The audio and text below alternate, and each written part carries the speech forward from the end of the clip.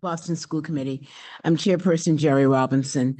The committee just returned from an executive session to discuss strategy with respect to collective bargaining with the lunch hour monitors and cafeteria workers and the ongoing negotiations between TransDev and Teamsters Local Union 25. There will be a report on the tentative collective bargaining agreements with the lunch monitors and cafeteria workers tonight, later in the meeting. I want to welcome everyone who is joining us tonight in person on Boston City TV and on Zoom. I'm going to ask everyone here in the chamber to please turn off the volume on your laptops or other devices so it does not interfere with the audio for tonight's meeting. Thank you for your cooperation. Tonight's meeting documents are posted on the committee's webpage, bostonpublicschools.org/school committee, under the October 9th meeting link. For those joining us in person, you can access the meeting documents by scanning the QR code that's posted by the doors. The meeting documents have been translated into all of the major BPS languages. Any translations that are not ready prior to the start of the meeting will be posted as soon as they are finalized. The meeting will be rebroadcast on Boston City TV and posted on the school committee's webpage and on YouTube. The committee is pleased to offer live, simultaneous interpretation virtually in Spanish, Haitian Creole, Cape Verdean, Cantonese, Mandarin, Vietnamese, and American Sign Language. The Zoom interpretation feature has been activated. Zoom participants should click the globe icon at the bottom of your screen to select your language preference. I'd like to remind everyone to speak at a slower pace to assist our interpreters. We begin the meeting with the approval of minutes. I will now entertain a motion to approve the minutes of the September 25th, 2024 school committee meeting. Is there a motion? Thank you. Is there a second? Second. Thank you. Is there any discussion or objection to the motion? Is there any objection to approving the motion by unanimous consent? Hearing none, the minutes are approved. We'll now move on to the superintendent's report. I present to you our superintendent, Mary Skipper. Thank you, Chair Robinson. Good evening to everyone in the audience, both in person and virtual. I'd like to begin my superintendent's report with an update on BPS transportation. Transportation team continues to work hard and to take steps to address the challenges that we saw at the beginning of school. We know we have more work ahead, but the team has made steady progress, and we continue to see consistent improvements in on-time performance each week. For the week of September 23rd, the AM or morning on-time performance or OTP averaged 85%. For the week of September 30th, morning bus OTP increased to 89%, which is the same as the comparable week during the 23-24 school year. Additionally, since September 17th, which was the 11th day of the school year, greater than 99% of the morning buses arrived within 30 minutes of on time on all days. The team is urgently working to improve afternoon on-time performance, where there's still more work to be done. For the week of September 30th, afternoon bus OTP averaged 78% compared to 87% the comparable week last school year. I will also say that we're monitoring the T interruptions because, for instance, we know with the Orange Line closure, that's having a direct impact with more cars on the road. And so we're looking at that correlation of what's happening with MBTA on our buses. And so that's just something that we always have to, be aware of and look at, and as best we can work on the routing. Our team continues to implement route adjustments and refinements each week to address buses with consistent challenges and continuously improve our yellow bus on-time performance. We've also continued to gather valuable feedback from families on their experience in order to improve service to meet student and family needs.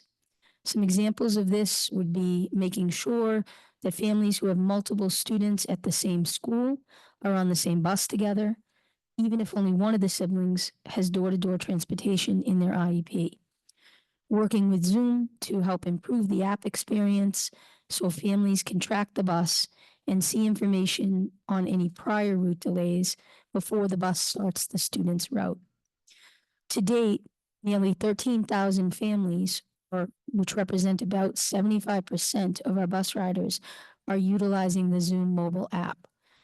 We encourage all families to download the Zoom mobile app and reach out to the transportation team, 617-635-9520 at any time for support. A few bright spots. October 2nd was National Custodian Appreciation Day. More than 500 dedicated BPS custodians work hard to keep our buildings clean and welcoming for our students and families. And I want to take this moment to thank them for their service to the district. I also want to recognize one of our very own custodians here at Bowling, who works with us. He's here tonight, Mike, who's in the back.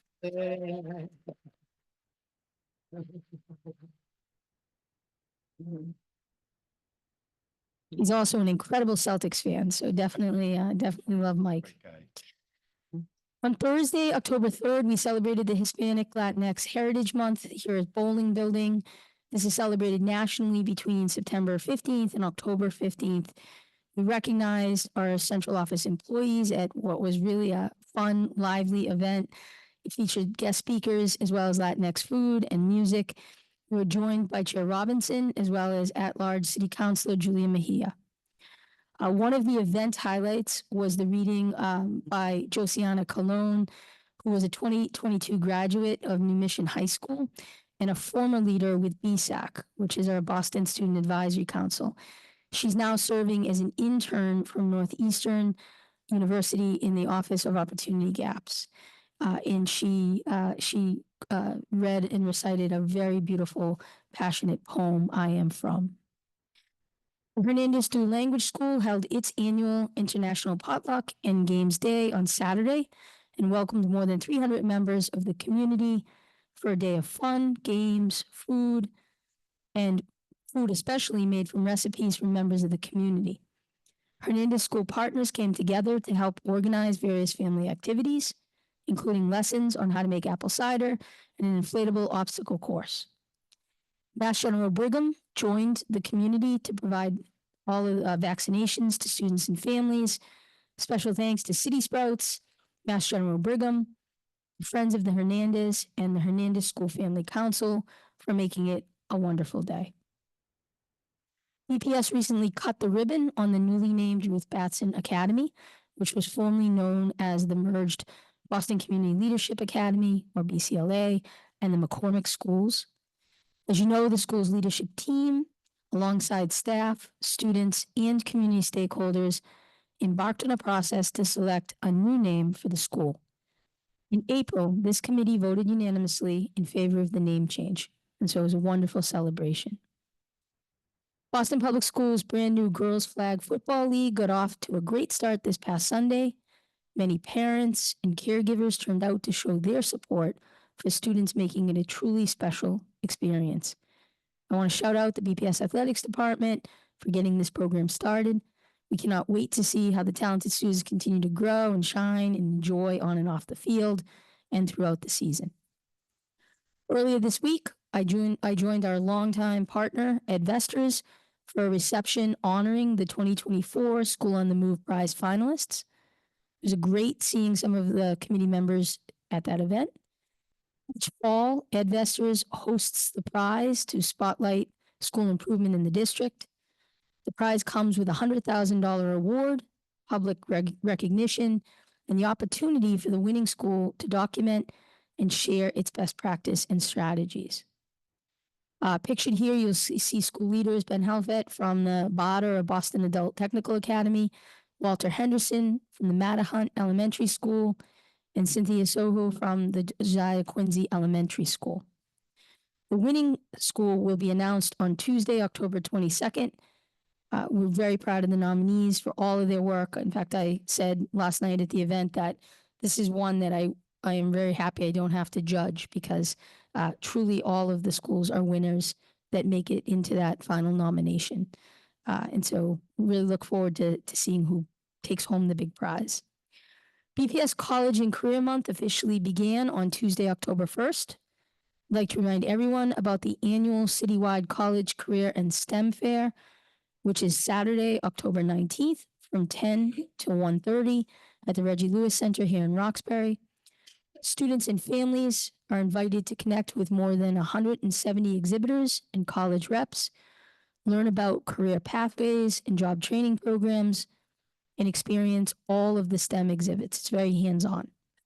They're also invited to engage in hands-on learning, attend workshops on topics such as career and academic planning, learn about tuition-free community college, and begin completing a free application for the Federal Student Aid, or what we call FAFSA.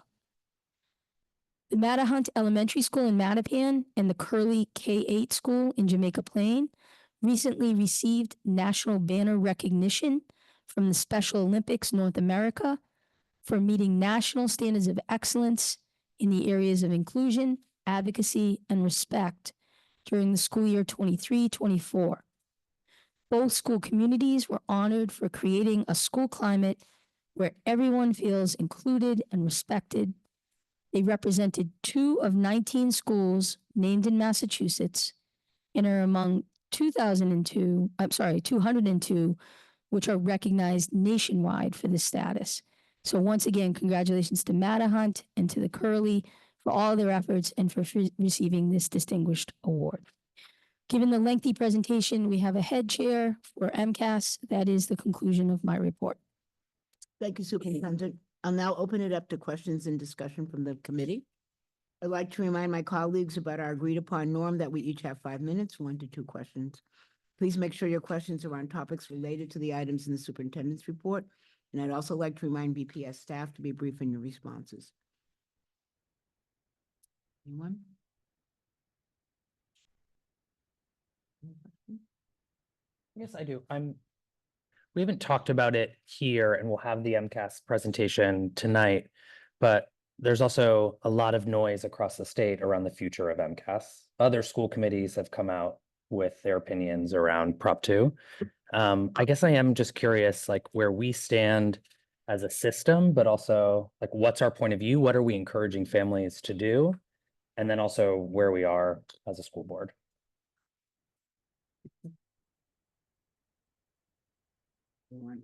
Anybody want to respond? I mean, I will say, from a systems perspective, that whatever happens with the vote, we will adjust our systems, most importantly and foremost, to support our students. I think that there's many questions that we need to ask in general about the MCAS around it being more of a system as opposed to a particular test at a particular point of time. I would very much like to see that. I would also like to see more discussion about how certain groups of our students, like our multilingual learners, are held to standards on it, often which seem inequitable compared to students that have been speaking English since they were in kindergarten. So I would rather see us have a much broader discussion about the role of standardized tests, how we can actually, as we're doing in our regional networks and in our classrooms, use organic assessment in a way to give us that immediate feedback on students every day, as opposed to particular moments of time.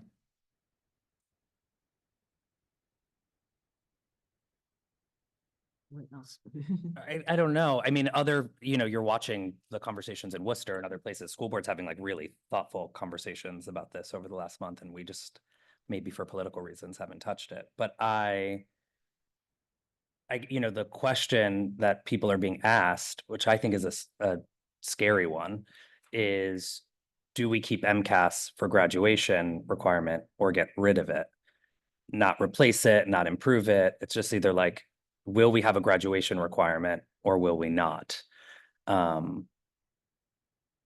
Yeah. And so I just think as the governing body of the largest city in Massachusetts, we probably. I mean, I think each of us probably has our own opinion about that. And again, I mean, it's fine that people can express their opinions, but we traditionally don't vote on things that are not just focused on Boston. This is a statewide piece.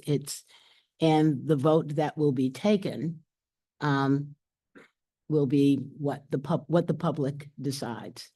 I think we have to look at what's in the best interest of our own students, and we'll have to take whatever steps come necessary from whatever the results of this is.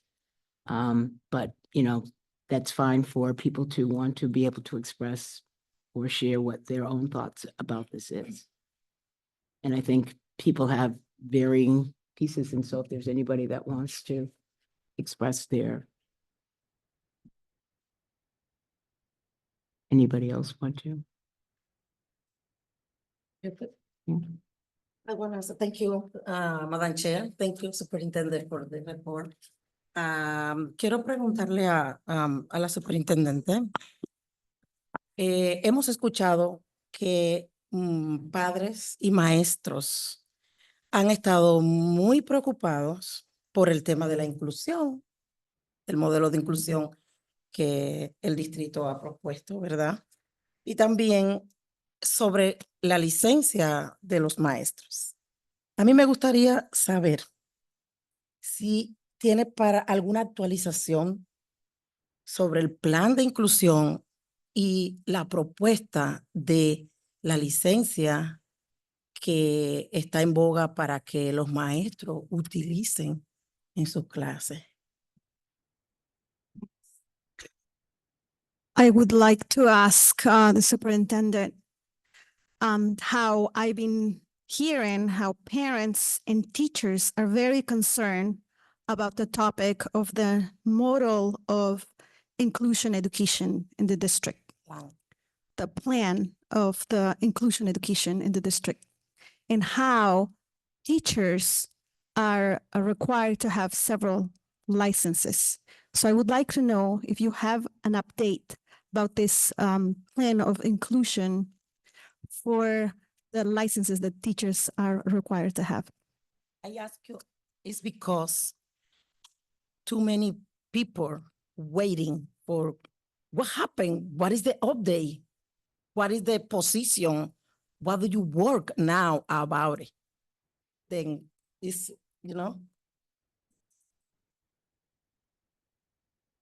So I do think, thank you for the question, Member Blanco Garcia. I do think we will have some reporting out on the inclusion plan as it further into adoption and what we see with that with our students. I think, we have been really looking at kind of K through 12 and, our belief is that the sole provider of services should not be one teacher with the multiple licenses without additional support. And so the premise of the team that we put together in each of those inclusion plans was that a special educator, a regular educator, and in some cases, a teacher with an ESL certification that could provide those services to our multilingual learners would work together, and that the school would work in a way to make that schedule happen, sometimes as a teacher pushing in, sometimes as a teacher pulling out, but they would not be the sole provider, like one teacher. I think this is something we're working through right now. We're having conversations about, and so I'm happy when we do the inclusion presentation to share with you additional feedback that we have on that as we look across the system at how our classrooms are doing, our students are doing, and checking in with our IPT teams. But really, the team approach that we put forward in the inclusion plan was never for one person to do everything, but rather a team to work together. Muchas gracias. Yo pienso que es importante porque todo lo que genera inquietud, nosotros somos un distrito que necesitamos más maestros, ¿verdad? Necesitamos, entonces, si yo como maestro siento que voy a estar más forzada en un salón de clase, me trae inquietud. Y entonces nosotros queremos rescatar más maestros, no ponerle presión a los maestros. Yes, it's very important because of the concern that we have in the district that we want to have more teachers. For example, I as a teacher, I want to to be focused, to be in school. And so instead of having that concern, and we need more teachers instead of putting more pressure on the teachers.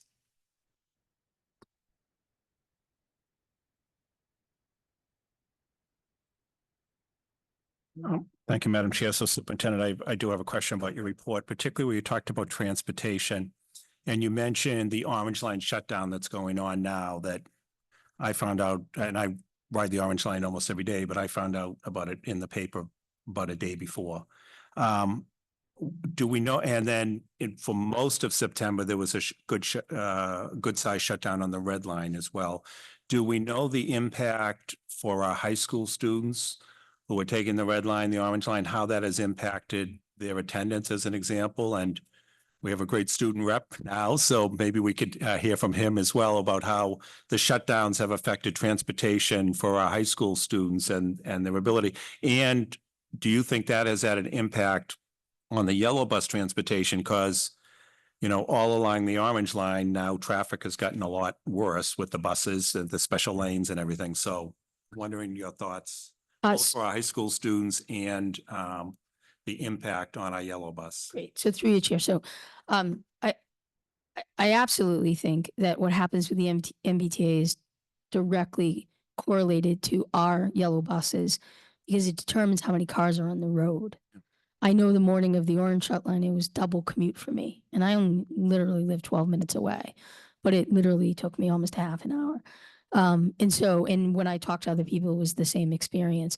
So certainly it has to bear when more people drive into the city as opposed to public transportation. I also think for our high school students, and we see this in the chronic absenteeism, that when it's going to take, it already, you know, we know the average commute is over an hour for our high school students to their high schools. That's a long commute on public transportation. So then when you add shuttles or you add any other kind of barrier or rerouting, that's a disincentive for students to continue that journey. So I think it plays in lots of ways, not just in time they miss with school, but I think it's also whether they come to school. I also think if they're working, which many of our high school students do, they then feel a tension of not staying after, not getting the extra support they need because they have to plan extra time to get to their activities, their early college class, you know, whatever it is that they're doing. So it absolutely does have bearing on it. And I know we always try to work, Dan Rosengard and Jackie Hayes always try to work with the MBTA to get as much notice as possible when these things happen. But as you know, sometimes these are things that happen in the moment. And so we have very little notice, and therefore we really can't give schools any notice. I don't know if you wanted to add a comment to that, particularly, have you seen an impact at the Bryant as an example? Because I'm sure many of the students are traveling by Orange Line to get there. I certainly have seen an impact on the Orange Line shutdown, especially like students coming in like maybe even an hour late to their classes as the shuttle system is very crowded and so many people rely on it. Like you could go 3 shuttle buses by without not finding one that's available. Right. But it's also impacting how when students get home and especially their activities, because it took me about like 2 hours just to get home because I couldn't find a shuttle bus. I had to wait like 30 minutes to find a shuttle bus that was available. Wow. Thank you. Superintendent, as a follow-up to that, do we, and by the way, I appreciate that T is doing this because the rides get much better after the shutdown. The slow zones get eliminated, et cetera. But it obviously is impactful to our students. Do we know, we talk so much about our on-time percentage. Do we know the T's on-time percentage? So, Dan, I don't want to put you on the spot, but do you happen to know that? I thought it was something like 67 or 70%. Yeah, I don't have an exact number, so I'd be hesitant. You know, it's somewhere in those ballparks, and I think the different lines have different percents. And we focus so much now about, you know, you were sharing, for example, the week of the 23rd, it was 85. The week of the 30th, it was 89 as far as the on-time percent in the morning. has Desi shared with us, like, is there a statewide average of how districts do in on-time percentage? Do we know what best practices are that we're, other than, we all have in our head that 95% figure? Yeah. No, so this is a good question. To our knowledge, no, I don't think this is something that's reported out within the state by systems. I know that at the time when we were trying to formulate the MOU, there was an attempt to get information from the large school districts. But what we discovered is large school districts call OTP something different in each of them. Sometimes it is literally when the bus shows up to the front of the school. Other times it's within a grace period of whatever's established for class time start. And some it's actually within 30 minutes. So there does not seem to be a national standard to this. But we're continuing to try to get that information and look, mostly because we want to make sure that we're bettering our practice as much as possible. And I think, we probably are a great example of transparency of data because, we publish almost every single day this information, right? In a positive way to show we're about the continuous improvement. I think Dan and his team really focus on that 30 minutes because we want to make sure that's very, very, very small and that it's not impacting the same kids. So that's one that Dan and his team have jumped on to drive down, and it's been at the 99 percentile. Even within the 15 minutes, we really try. I mean, we ended the year last year, I believe, at like a 96 average there. It might have been 97, but that's another one that we use as a thermometer to make sure like that 15 minutes doesn't mean the student's late for a first period. It just means that the bus is late for their arrival time. But that's one we try to get to as much as possible. So our OTP is literally when that bus pulls in and hits their GPS marker, which is truly OTP. So you mentioned you try to get national information. Does DESE or any of the districts and other districts in Massachusetts, particularly the larger cities, that also have big yellow bus? I mean, do we have peers that we can find out how we're doing versus peers? I believe we do not, but Dan, do we?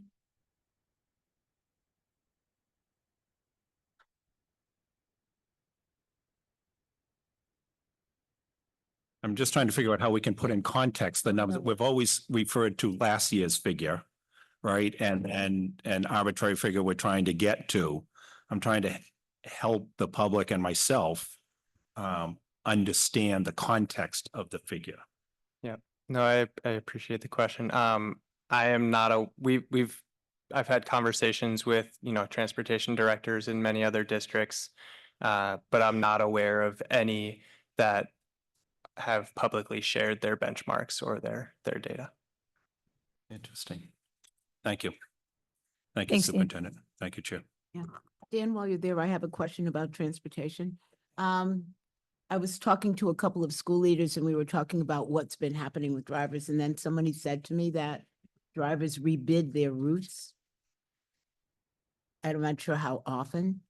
And so I guess my question is particularly for routes that have had difficulty. What happens when you get a new driver driving that route? Does the on-time percentage go back down again? And how often are we having drivers change routes, and what is that overall impact? Yeah, no, it's a great question. Thank you, Chair. So I think there's two ways in which a driver can get a new route. First is every week our team is making adjustments to the routes to fix where we're seeing issues. So buses that are consistently running late, when we look and we see that might be a routing or a scheduling issue, we're making a change there, and that the driver is notified of that change either on Friday or sometimes on Monday, and then they have 2 days to do a practice run before that change takes effect on Wednesdays. Historically, we have seen a slight dip on Wednesdays that usually recovers within a day or so. We have seen that trend this year as well, but I would say actually a slightly mitigated impact, which was part of the benefit of going to Zoom, is your first time doing something, you're not trying to read the paper, but you have the GPS directions in front of you. So that is certainly a benefit that we've seen there. Then the broader driver rebid, which I think you may have heard about as well, is within the driver's contract. There's a contractually obligated rebid that happens either sometime kind of end of October, early November each year. And that is something where any bus that has changed in the number of hours by more than 5 hours per week is obligated to go back up for bid. And also any driver who decides can choose to give their route up and participate in the bid again. And that's a way for the drivers who, if their route has changed from what they bid on in August, it's kind of a second bite at the apple for, now that routes have stabilized, to say, what do I want to be doing for the rest of the year? We'll do communications to schools and families to make sure they know if they're on a bus where the permanent driver is changing when that goes into effect. And similarly, historically, we have seen a dip in OTP on the first day when that takes effect, which usually recovers within the second or third day. And I think, again, Zoom should help soften the blow when that happens. Do we make sure that parents are aware that that may be happening so that their expectations can be managed around those changes? Yes, so we'll communicate in advance of that to all families, and then make sure that any families who are on a bus where the driver is changing, they'll get an additional communication before the change happens. Mhm. And now with Zoom, and I guess I was thinking at one point, all of our buses have monitors, but they all don't. So are the buses that are having problems, do they all have monitors, and are the monitors able to help drivers with Zoom? Because I was wondering if managing all of these new things and having a bus that's not getting where it's supposed to be, what other supports are we putting on the bus to try to help mitigate those issues? Yep. So all of our buses, all of our smaller buses, so everything except the full-size big buses, all of our other buses, which transport all of our students with disabilities, all of those buses have at least one monitor on board, and in some cases, multiple monitors if there's a student who requires a one-to-one monitor. The monitors, certainly help, with the students, but also can support the driver along the route. I think what we have seen is, that learning curve with Zoom impacted the first couple of weeks. I think we're largely through that, and we're seeing, that the drivers have really taken to Zoom, and they're, we're not really seeing issues there at this point. I think where we're continuing to see some of those on-time performance gaps from compared to last year in the afternoon particularly is on the scheduling side, and just making sure that we're getting the routes to where they need to be. Mhm.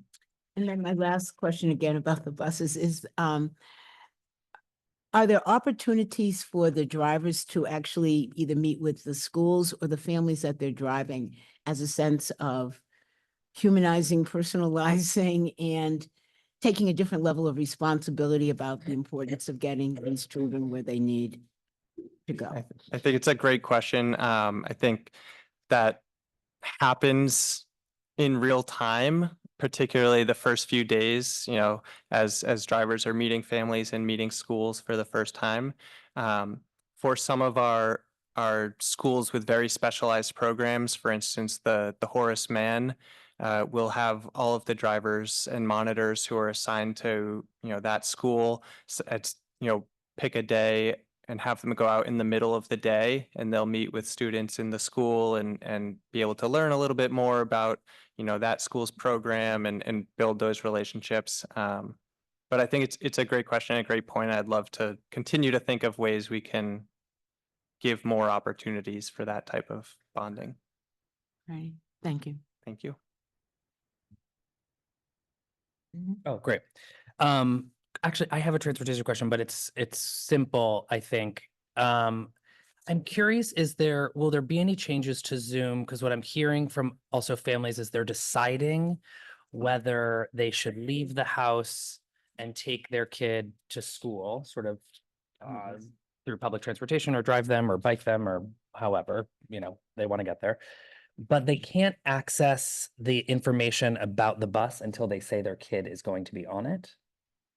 And so is there like a way, is there a way to get information to families around timing before they say their kid is going to be en route?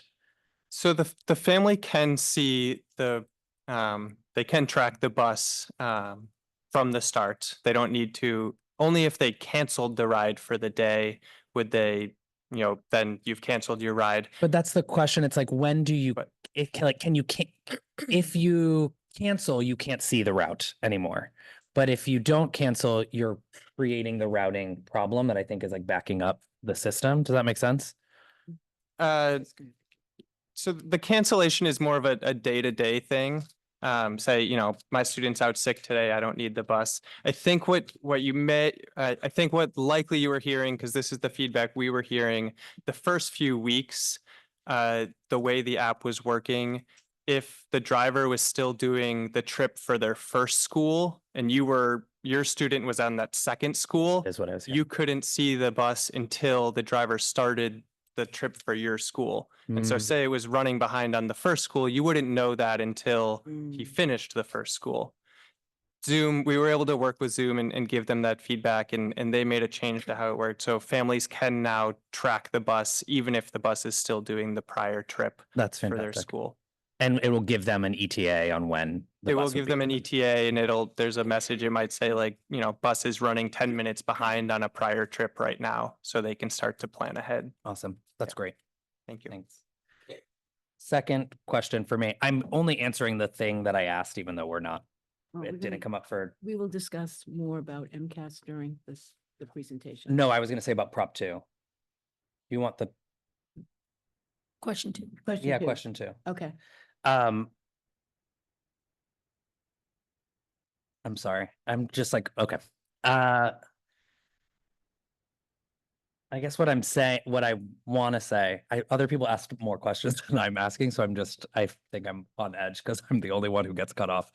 I guess what I want to say here, I think we're going to see a presentation with some concerning results. Less than 27% of our kids are on grade level 3 to 8. I think this is probably the most consequential thing. This is why I think it's important to talk about, that is happening in education reform in Massachusetts.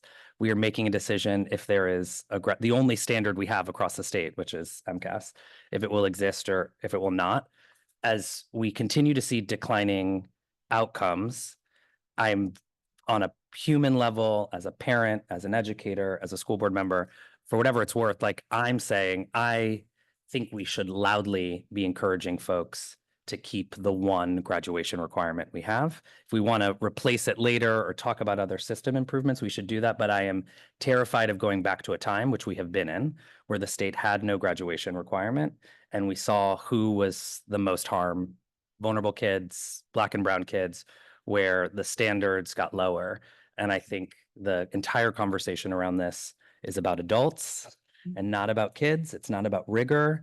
It's not about high expectations. And so I think it's a scary conversation that we're even afraid to have. And I'm not saying we, I mean the global we, because of the power of the adults in the conversation, and the sort of political implications. So I am not saying MCAS is the Bible, but I am saying every other industrialized country who performs significantly higher than us has a bar for graduation that is universal. And to become a state where that just doesn't exist and to not put up a fight around that, I think is scary. So for myself, I will be voting no, but I think it's important as a school committee member to sort of name my commitment to rigor. The last thing I will also ask is just in what member Polanco Garcia was speaking about. I am curious, and maybe this will come up in the presentation, as we're hearing this conversation about dual licenses and the desire from educators to not have to sort of play multiple roles with their licensure. And then we also see the outcomes that we'll preview today. I hope that is also part of the conversation, like how we're thinking about human capital in relationship to solving some of the problems we'll talk about today.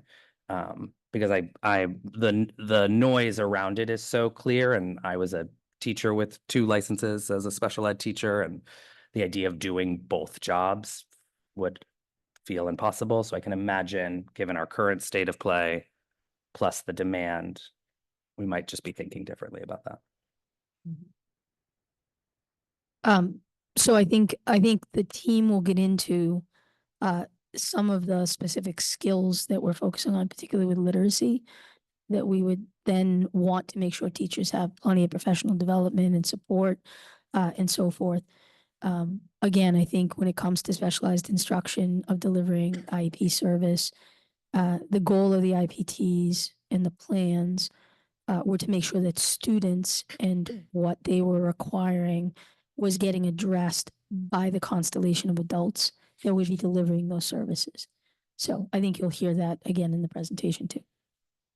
Are there any other questions? Thank you all. I'll now entertain a motion to receive the superintendent's report. Is there a motion? So moved. Thank you. Is there a second? Thank you. Is there any discussion or objection to the motion? Is there any objection to approving the motion by unanimous consent? Hearing none, the superintendent's report is approved. We'll now move on to general public comment. Ms. Parvex?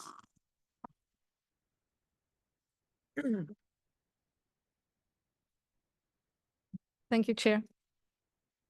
Public comment period is opportunity for parents, caregivers, students, and other concerned parties to make brief presentations to the school committee on pertinent school issues. Questions on specific school matters are not answered at this time, but are referred to the superintendent for a later response. Questions on specific policy matters are not answered at this time, but may be the subject of later discussion by the committee. The meeting will feature 2 public comment periods, with the first comment period limited to 1 hour. Priority will be given to those testifying in person. Time permitting, the committee will then open it up for virtual testimony. After 1 hour, anyone who hasn't testified will have the opportunity to do so at the end of the meeting. We have 11 speakers this evening. Each person will have 3 minutes to speak, and I will remind you when you have 30 seconds remaining. If your remarks are longer than 3 minutes, please email your comments for this distribution to the committee. The time that an interpreter uses for English interpretation will not be deducted from a speaker's allotted time. Speakers may not reassign their time to others. Please direct your comments to the chair and refrain from addressing individual school committee members or district staff. Please note the comments of any public speaker do not represent the Boston Public Schools or the Boston School Committee. Please state your name, affiliation, and what neighborhood you are from before you begin. We'll start with the in-person speakers, Stephanie Aguayo, Deidre Manning, and John Mudd.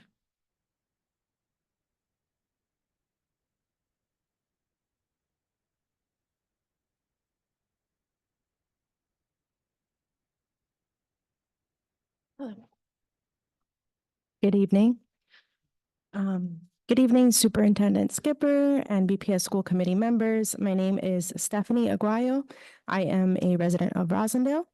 I am speaking today on behalf of Sociedad Latina, an out-of-school time youth development organization in Roxbury, where I manage our arts and culture and civic engagement programs for BPS high school students. Additionally, in previous roles, I work directly with BPS students to advocate for issues which affect them and their communities.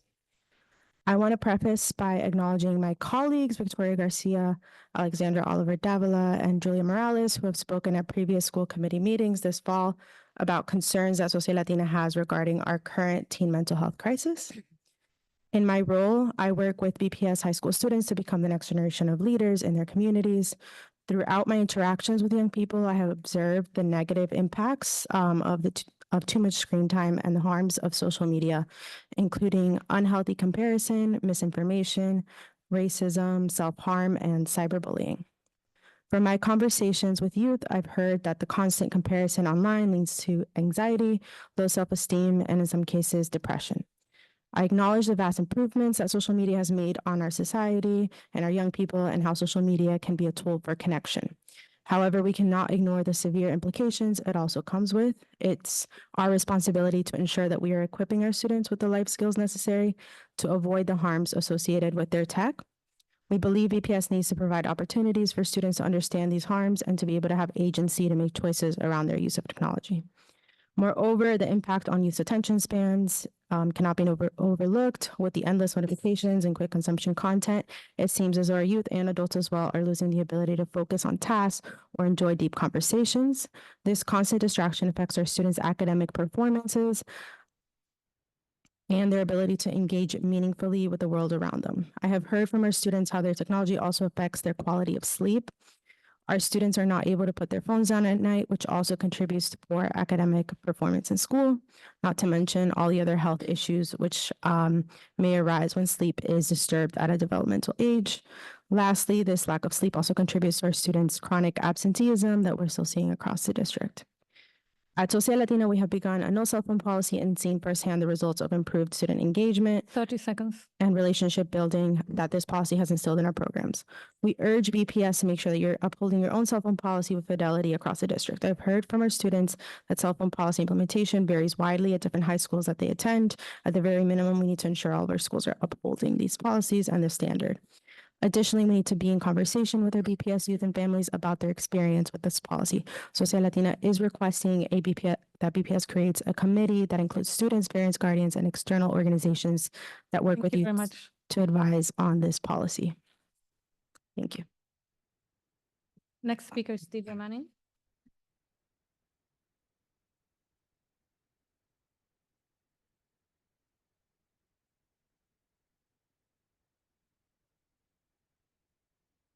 Good afternoon. My name is Deirdre Manning. I am a Dorchester resident, single parent of 2 public school students. I'd like to refer the school committee members and the public to the recordings on September 11th at the 1 hour and 51-minute mark, and on September 25th at the 1 hour and 15-minute mark, so that you can hear more about what I'm speaking about this evening. I would like to let school committee members know that I think the situation now is getting very urgent. You are now starting another cycle of admissions. Next Wednesday is the first parent Zoom. And on the Zoom last year, parents were informed that tiers would be made known in the late fall. They were not released until January 7th. So if you were the person who didn't have a backup plan and you were looking to apply to a private school, you had 8 days to turn around an application and get testing. And that's assuming, of course, that you even have the resources to afford a private school. I know families of color who decided that applying was a waste of time, so they weren't even in the applicant pool. I know people who weren't of color who also felt that applying was a waste of time. So if you're looking at another reason why numbers are down for exam school applications, I would tell you that that is definitely a reason. BPS students get to take MAP testing 3 times a year. That is not an equitable situation. And then even worse, on one single day, non-BPS students will have to take both sections back to back in a strange location with an unfamiliar test administrator and without their peers. It's extremely stressful situation and testing conditions for those students. I can't even call it a process. This is just such a situation that is so incredibly stressful for families. April 10th at 4:30 p.m. is when people were told whether they had a seat or not. On March 26th, they tell you what your GPA is. Everything is just so far down the line. It's impossible for people to plan. I would say that the policy is well-intentioned, but it would be absolutely generous of me to call the implementation of this policy a mess. It's a disaster. This is just so inequitable. It's not fair. And I just imagine that there are going to be parents going in next Wednesday, October 16th, 30 seconds. listening to this process and determining, getting information that doesn't even actually state, what's going to happen. A simple motion. Here's a draft right here. I'd like to make a motion to amend the exam school admission policy to allocate the number of seats awarded per tier based on the number of applicants in each tier, which would result in the same rate of admission across tiers. The policy still would need to be changed, but at least you'd have something for this year that gave people some hope. Thank you. Thank you very much. Next speaker is John Munn.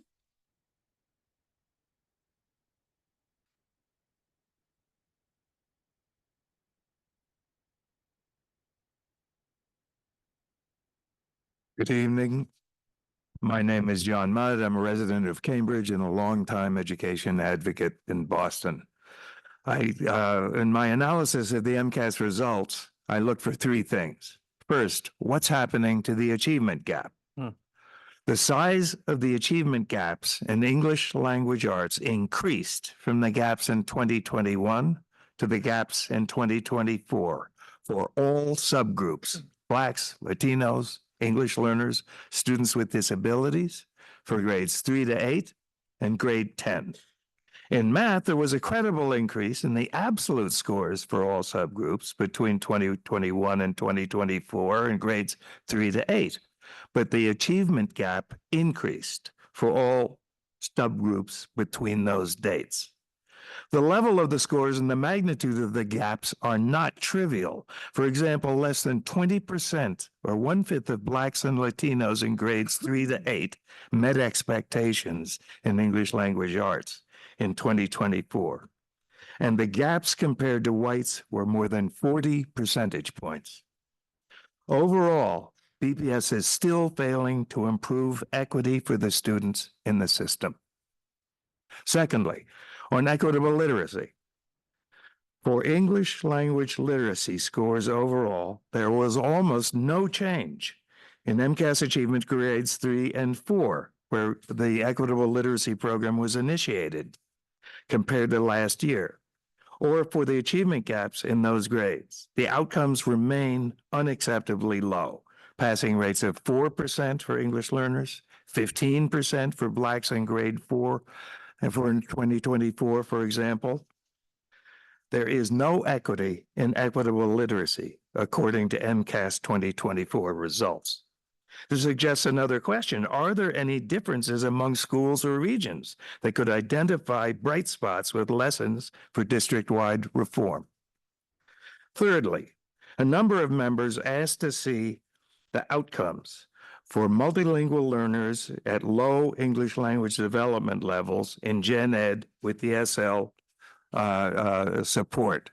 This is the model for multilingual learners in the inclusion plan. There is no report in this.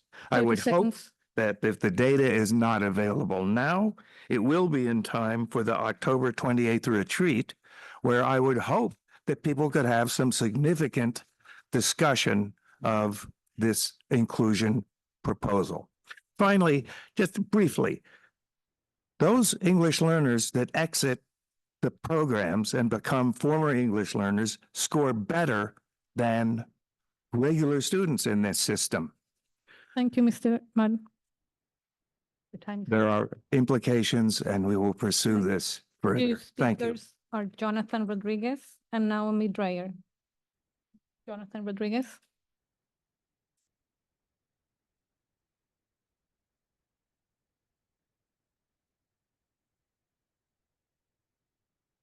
Hello, good evening. My name is Jonathan Rodriguez. I'm an organizer with the Boston Teachers Union. I live in Mattapan, and it's great to be here with you guys. I'm here to read a couple of stories. I know the mayor received over 4,500 of these a couple of weeks ago, but we still have some coming in. We have some great stories from our members that I'd like to read as many as I can today. So, dear Mayor Wu, I'm one of the teachers who has had to teach under 3 licenses at the same time. It has taken a huge toll on my ability to actually service the needs of the high needs populations that I am supporting. They deserve real specialized support. Please support our students and teachers by ending this practice. Rosemary Peckham. I am proud to teach in a fully inclusive classroom at BPS, but I could never do it without the support of my co-teacher and ESL service provider. One teacher cannot do the work alone. Trust me, I tried. It's time to end the practice of mandating a single educator meet all ESL and IEP needs while simultaneously delivering general education instruction in the same classroom. Inclusion done right requires a team of qualified educators working together. Chelsea Falco, Henderson Inclusion.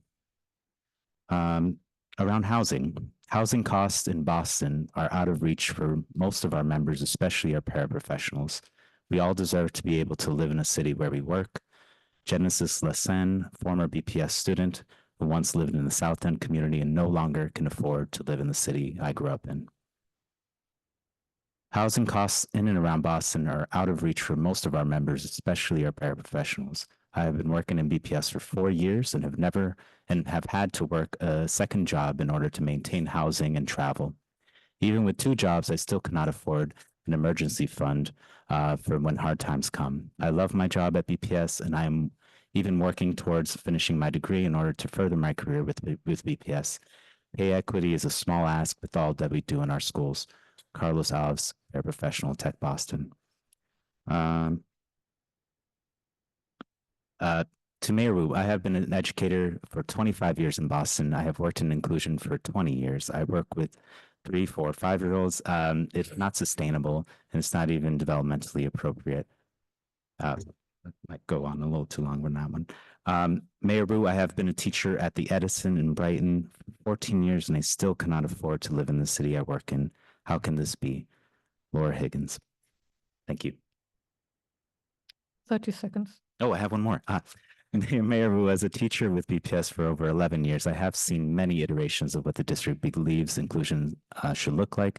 I am here to tell you that true inclusion provides all students with all they need by having quality educators who are experts in their chosen focus areas. Students deserve an ESL teacher, a special education teacher, and a content teacher. They do not deserve one teacher trying to juggle and manage the needs Your time is up. because they have multiple licenses. Thank you.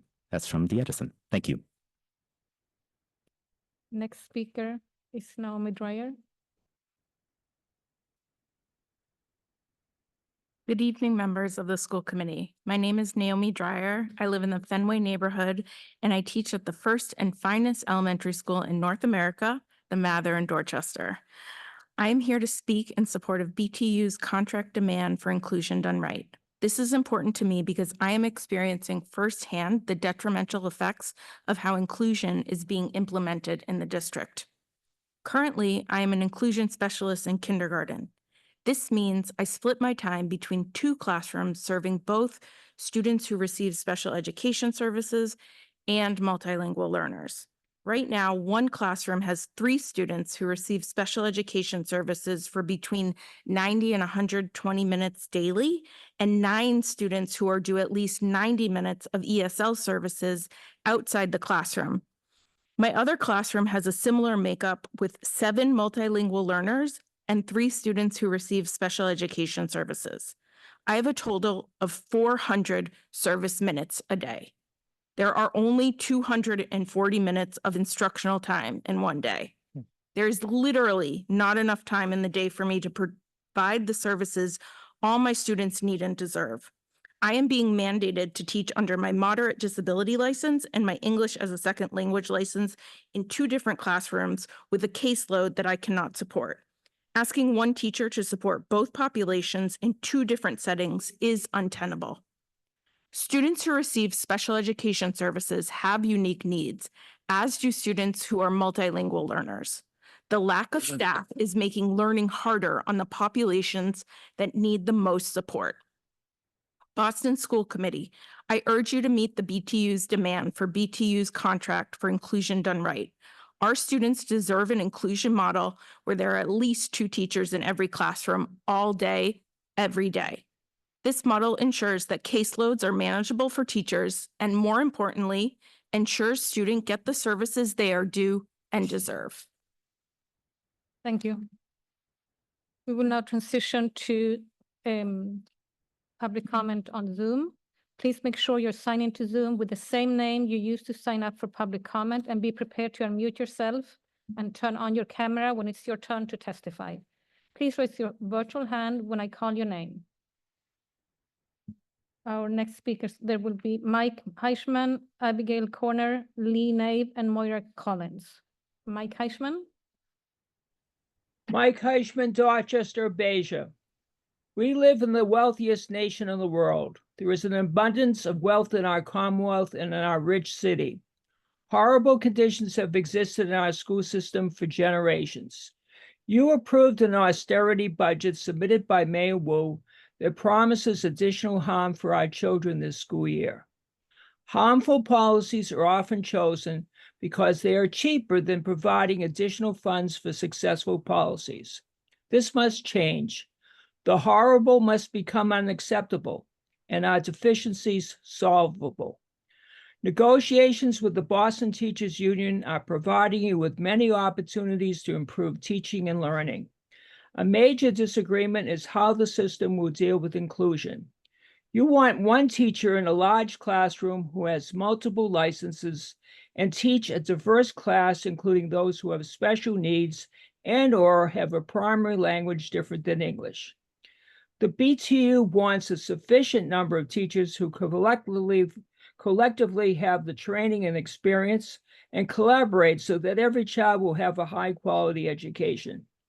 Your way is inclusion done cheaply. Field policies like this saves lots of money.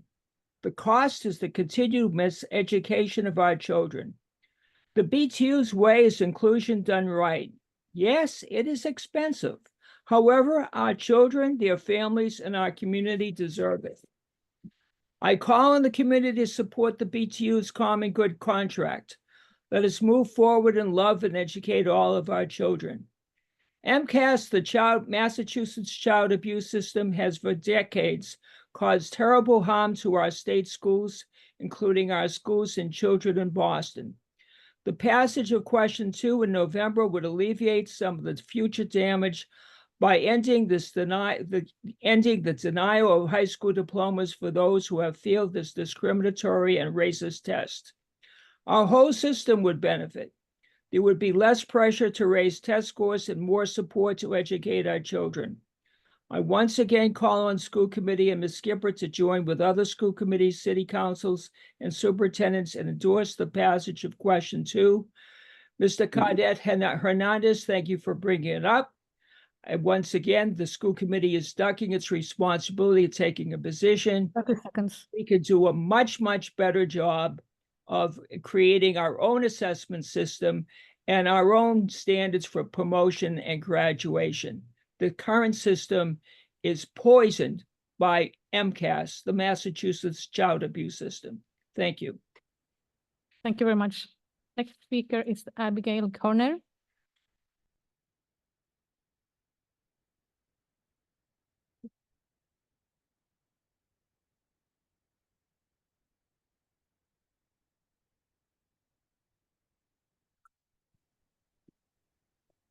Hello, my name is Abigail Kerner. I live in Brighton. I am a 0.8 science teacher teaching 4 grades at a full inclusion school. I do not have a physical classroom and frequently teach without additional support. This year, my role could not be funded to be full-time, nor could science-specific coaching across the district or paraprofessional support for specialist teachers at my school.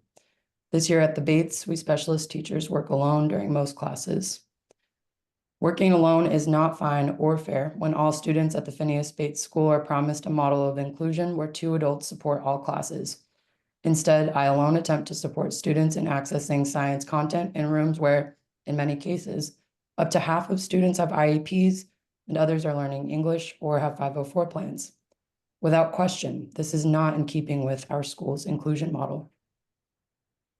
Due to these working conditions, I struggle to facilitate learning that aligns with our school's goals for equitable disciplinary literacy instruction, resulting in students accessing materials with varying levels of rigor. Unique goals and accommodations cannot be addressed simultaneously while managing a classroom of over 20 children without the support of a second educator. Consequently, during literacy-focused science lessons, each classroom community experiences an inequitable learning environment.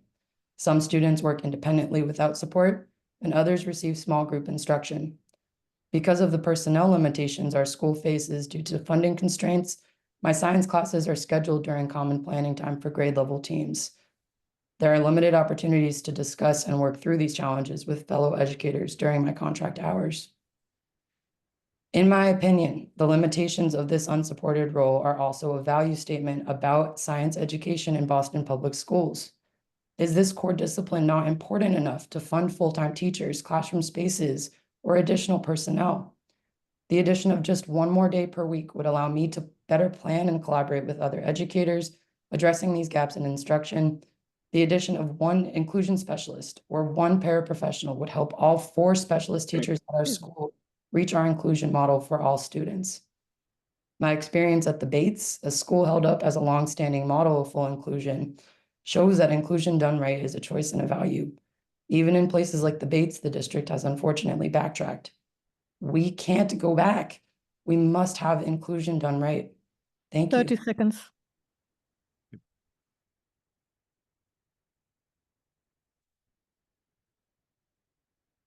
Next speaker is Lee Naib, followed by Moira Collins.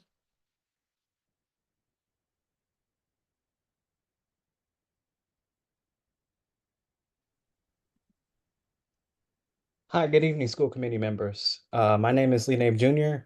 I'm an Alston resident, BTU staff member, and a father of two, including a 4-year-old who is a K-1 student at the Gardner Pilot Academy, who is also in a full inclusion classroom. He has an IEP with speech delay and a secondary diagnosis of autism. He has a wonderful teacher, a paraprofessional, another inclusion teacher, as well as a specialist for speech delay. When he first attended the Gardner, he had a vocabulary so small, he rarely made more than 3-word sentences. He knew about 20 words in total, and I am advocating today that BPS fully fund inclusion done right. As a parent, my top priority is my children's welfare. My wife and I worked with BPS in early child development in ensuring he had full placement somewhere that could fully assist all his needs. We advocated not only for our child to receive services, but a placement that allows our child to be fully engaged in a school-based environment. At first, BPS suggested he merely come twice a week during the day for 2 different 30-minute sessions at the Blackstone for speech therapy. This, for several reasons, was not tangible. We advocated and met again with the IEP team, and were able to determine he needed a placement in a full-time school environment, a full inclusion environment. A year later, we've seen amazing results because of this. Now he's seen major changes in his development. He can tell you an entire book from front to back. He's active in every discussion. He, according to his teachers, is explaining to all the kids in his class how things are run. He's a leader. And he gained these skills, his voice, from a full inclusion classroom with teachers and educators and specialists who helped in various ways. They all report in different aspects of how they assist him. I can honestly say my son is an example of how powerful inclusion done right can be. And every child with an IEP in particular would needs these specialized services to fully thrive. Therefore, I urge this committee and the WU administration to fully invest in inclusion for all. For every child, every kid like mine can have their formative early years get the services that they need. Thank you. Thank you very much. The next speaker, Moira Collins, is not in the meeting. Chair, that concludes public comments. That's it? Okay, sorry. Thank you, Ms. Parvex, and thank you to those of you who spoke this evening and shared your perspective. Your testimony is very important to us. Our only action item this evening is the grants for approval totaling $700,000. Now I'd like to turn it over to the superintendent for any final comments. Wonderful. Thank you, Chair. So you have 2 grants before you tonight, both equally exciting. One is for Special Olympics. This is a continued grant year 3 within our athletics department. And this is to support our Special Olympic efforts in the schools at which that will happen are listed. The second is Hub Schools. This is a grant from the Lubin Foundation, which has been extremely supportive to us in both establishing and expanding our hubs model. So I would just ask the committee for their approval on these grants to be able to continue a lot of the exciting work that we've begun. Thank you. And now open it up to questions and comments from the committee.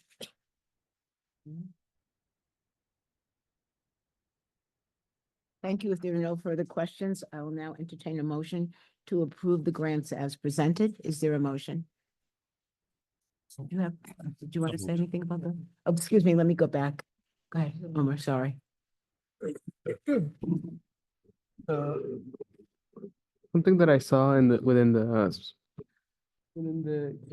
USC grant is that there was only 31 schools selected, and then up to 1,200 students, and that it was only going to support up to 1,200 students. And I was just wondering if that covers like all of the special needs students within the BPS district, and if it isn't, is there any like action being made to support them all? Yeah. Include them? No, it's a great question. I think this is more about supporting particular programming in it, but I know Avery Estelle is here. Avery, did you hear that question? If you want to come up to the mic.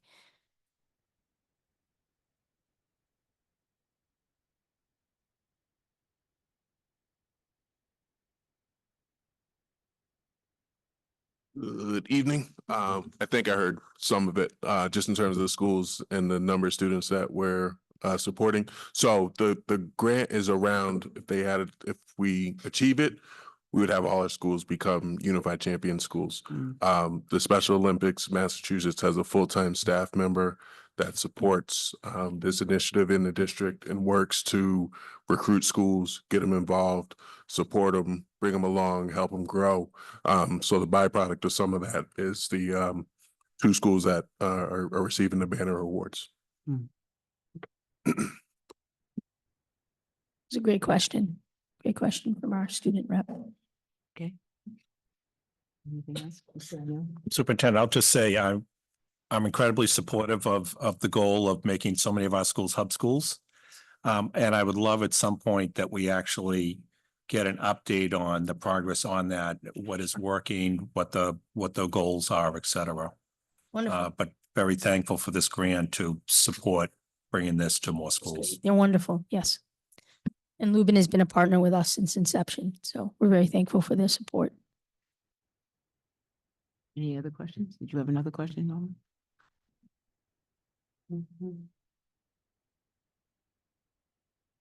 I also noticed another thing within the document is that the Hub Schools grant is gonna go to ensuring that the Hub Schools priorities align with the BPS district priorities. I was just like wondering if students have had an input within like what those BPS priorities are and if they are like within the priorities of what the students want.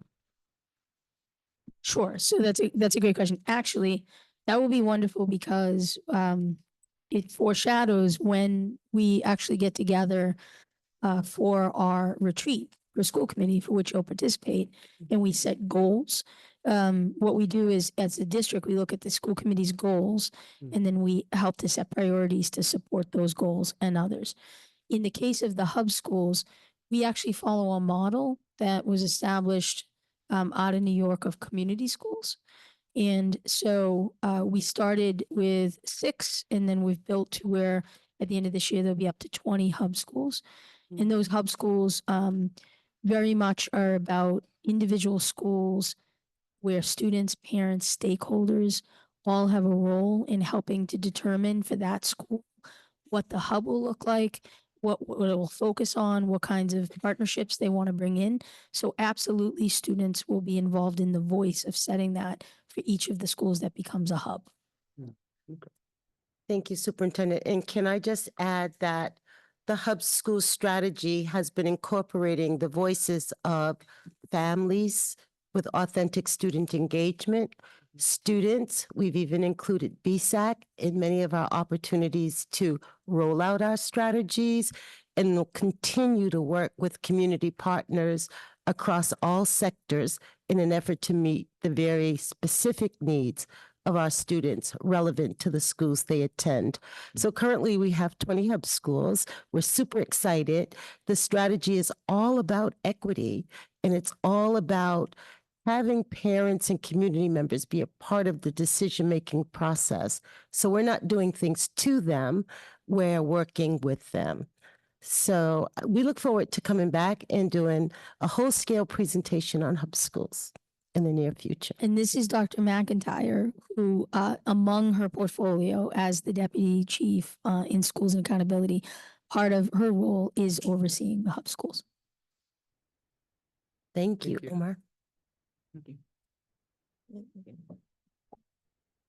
Okay. All right, good. All right. So if there's no further discussion, I'll now entertain a motion to approve the grants as presented. Is there a motion? So moved. Thank you. Is there a second? Thank you. Is there any discussion or objection to the motion? Is there any objection to approving the motion by unanimous consent? Hearing none, the grants are approved. Our first presentation this evening is tentative collective bargaining agreements with the lunch hour monitors and cafeteria workers. I'll now invite Labor Relations Director Jeremiah Hassan to please step forward with the presentation. While he's getting settled, I'd like to invite the superintendent to give opening remarks.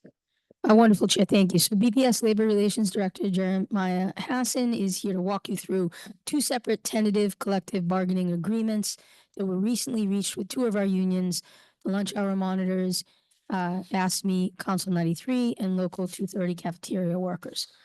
These agreements were discussed in an executive session earlier this evening. The school committee members have received memorandums of agreement outlining both tentative collective bargaining agreements, which are being extended through 2027. The lunch hour monitors ASME Council 93 is expected to hold its ratification vote later this week. Local 230 cafeteria workers are expected to hold theirs next week on or about October 16th. The cost of wage increases for fiscal year 2024 will be paid for using existing reserves, which were established by the City of Boston in anticipation of a finalized collective bargaining agreement. There is no school committee action required at this time.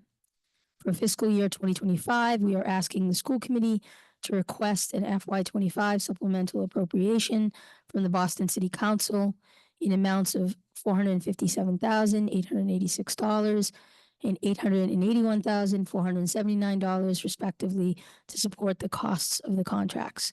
With that, I'll turn it over to Director Hassan. Thank you, Superintendent, Chair Robinson, committee members. Thank you for having us tonight.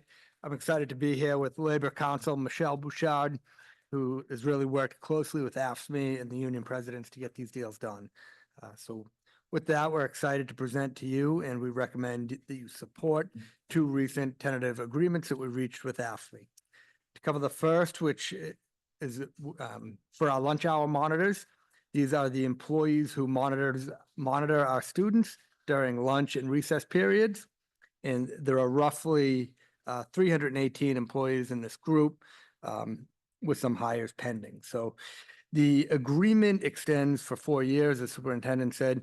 It's two consecutive agreements. The first is for last year, fiscal year 24, school year 23-24. And in that year is fully retro. We have used a market analysis to adjust the rates. And so the parties have created a new step one at $16.81, a new step two at $17.84, and a step three, which is a new step altogether, at $18.19. So that is the first agreement, and that is fully retroactive. In the second agreement, it covers 3 years, and it is consistent with the city's wage pattern that it reached with its AFSCME groups.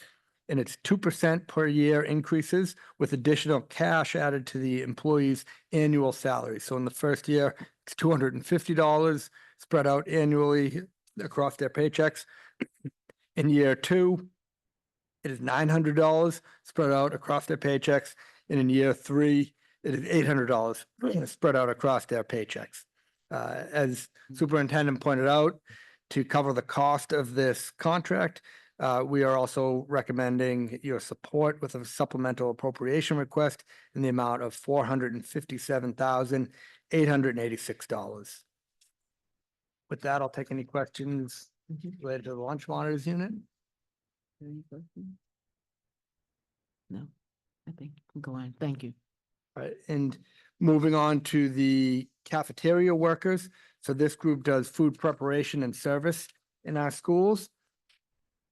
And similar to AFSCME, this is going to be a total 4-year agreement broken down into 2 MOAs, the first being fully retroactive for fiscal year 24. This follows the more traditional wage pattern with the city, and it'll be a 2% increase in fiscal year 24 with an additional $500 spread over the life of the contract, or over the year, spread out on paychecks by year. So it'll total $500 per year for each member. In fiscal year 25, and it's another 2% with the additional $250. Fiscal year 26 is 2% with the additional $900, and fiscal year 27 is 2% with an additional $800 spread across the paychecks. As superintendent mentioned, To support the cost of this contract in the current year, fiscal year 25, we are requesting your support with a supplemental appropriation request to City Council in the amount of $881,479. And I open it up to questions regarding the cafeteria workers. No. And we're if okay. there are no questions, I just want to thank the AFSCME bargaining team, Presidents Bonnie McMaster and Heidi Rivera for working with us at the table. As one thing I mentioned in executive session, we have a really strong partnership with this group at the moment. And so we've been able with both groups. So we were able to work through these contracts in a professional and efficient manner. And I thank them for the support. And I want to thank Michelle for all her work to get these across the finish line. Yeah. Thank you both, and the committee looks forward to taking action on these items at our next meeting. Thank you. Thank you. Our next report is the 2024 State Assessment and Accountability Results. I'll now invite Dr. Linda Chen, Senior Deputy Superintendent of Academics, and April Clarkson, Senior Executive Director of Data and Accountability, to please step forward with the presentation. While they are getting settled, I'd like to invite the superintendent to give opening remarks. Thank you, Chair. So on September 24th, DESE released the 2024 accountability results for schools and districts across the state and the SY 23-24 MCAS results. As a reminder, students in grades 3 through 8 and grade 10 took the MCAS in the spring of 2024 in math, ELA, and science. At the last school committee meeting, I shared some high-level takeaways from the results, and tonight we'll take a much deeper dive into that data. Tonight, we're joined by a whole team in academics, but specifically Dr. Linda Chen, who's our Senior Deputy Superintendent of Academics, and Senior Executive Director of the Office of Data and Accountability, April Clarkson, and they will share and provide a much more detailed analysis of the results. Chief of Teaching and Learning, Leslie Miller, Chief of the Office of Multicultural and Multilingual Education, Joel Gamir, Kay Seal, Chief of Office of Specialized Services. Wow, everyone is back there, but they will introduce as they come up. But we also have School Soups, Dr. McIntyre, who is here, and I know that Chief McCarthy from Student Support will also be speaking. I think collectively, they are going to speak to the implementation of high-quality instructional materials, which we refer to as HQIM, the district's equitable literacy practices, and how we will work to ensure that English language learners receive access to rigorous content and language support. And as I reported last week, Boston's data showed that the district's performance remains largely unchanged following the decline in performance due to the pandemic. Boston is not unique. This is a similar trend that we see at the state level and in other urban districts around the nation. The district is making progress toward meeting its improvement goals, meeting or exceeding 48% of its improvement targets set out by the state. In addition, the district was not identified as requiring any assistance or intervention. In total, 54 schools do not require assistance or intervention, while 43 schools are designated as requiring assistance and intervention. These are similar numbers to the 2023. And in next school committee, we will do a deep dive into the transformation schools, which are the schools requiring assistance and intervention. One of the highlights from this year's results is that the district exceeded targets for reducing chronic absenteeism in non-high school grades with an average rate of 27.1. BPS met the targets for the chronic absenteeism targets at the high school level with an average rate of 47.5. And I believe the blended was 34.1, I believe, the district average. And that was a 7.5% reduction from the previous year. So definitely very, very solid gains. I'd like to again highlight the schools with the greatest year-over-year reduction in chronic absenteeism from 22-23 to 23-24. Mildred Ave, K-8, Lyon High School, East Boston EEC, Tynan Elementary, Young Achievers K-8, and the O'Donnell Elementary School. The district demonstrated typical growth in ELA and math in all grade levels. That means a student growth percentile between 40 and 60. The district exceeded its targets for chronic absenteeism at the 3rd and 8th grade levels and met its targets for English language proficiency at the high school level. 3 BPS schools were named schools of recognition: Curtis Guild Elementary, East Boston, the Allegheny Elementary Montessori School in East Boston, Allegheny rather, and Fenway High School in Mission Hill. Schools of recognition are schools that met or exceeded their targets and had high achievement and high growth. Of the school district's 39 transformation schools, 22 of them improved their accountability percentile. 5 schools improved above the bottom 10%, and 5 schools remained above the bottom 10%. My team will provide a quarterly transformation schools update at this next school committee, which is on Wednesday, the 23rd. We're encouraged by the steady progress we're making in reducing chronic absenteeism in grades 3 to 8, math achievement, and English language proficiency at the high school level. Teams worked hard to implement strong systems across the BPS. Data shows that there's important work ahead of us, which we will get into tonight and talk through to improve student achievement as our students continue to recover from the pandemic. At this point, I'll turn things over to Dr. Chen and everyone. Good evening, Chair Robinson, school committee members.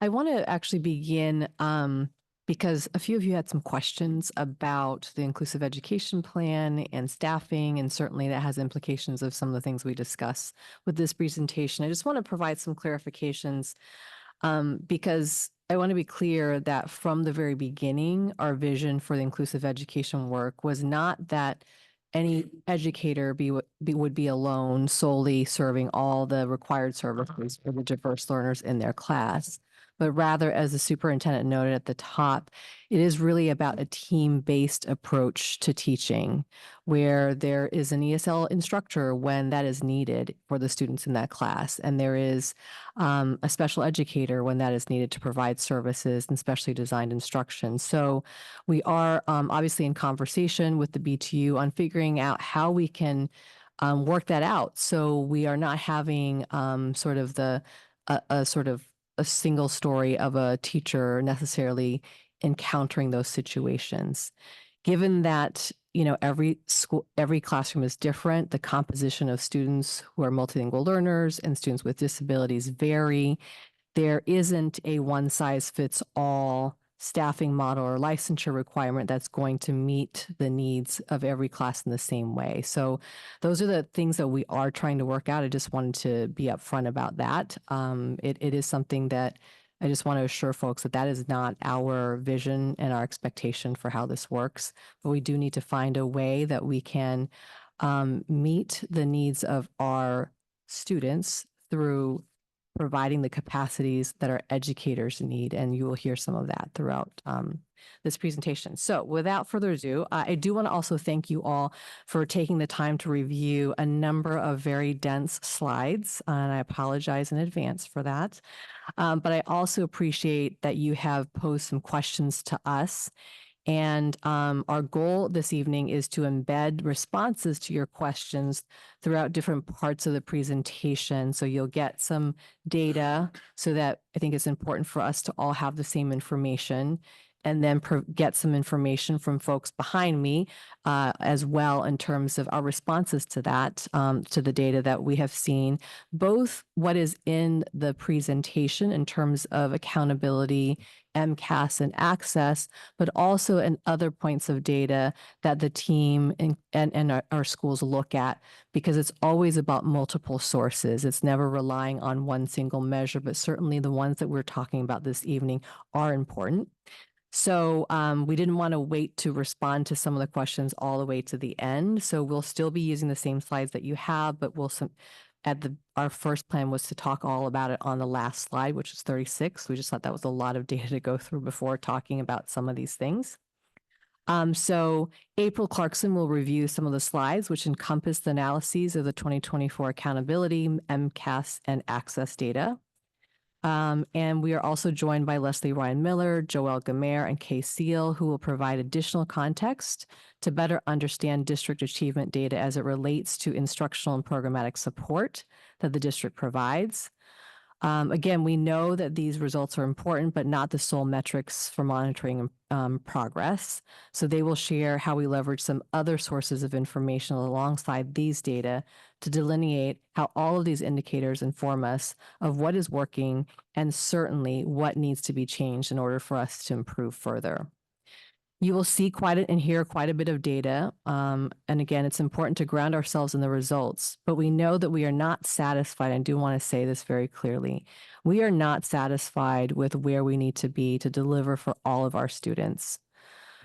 We also have regional superintendents Ephraim Toledano and Leslie Gant, as well as Linda McIntyre and Corey McCarthy here, who are ready to provide some concrete examples. We think it's important to share the strategy and what we are doing, but also what are some concrete examples on the ground in schools of what is being done and the work underway in schools.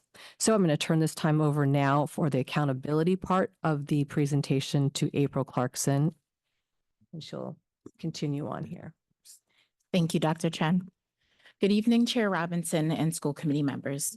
We'll begin with the state accountability data. Thank you.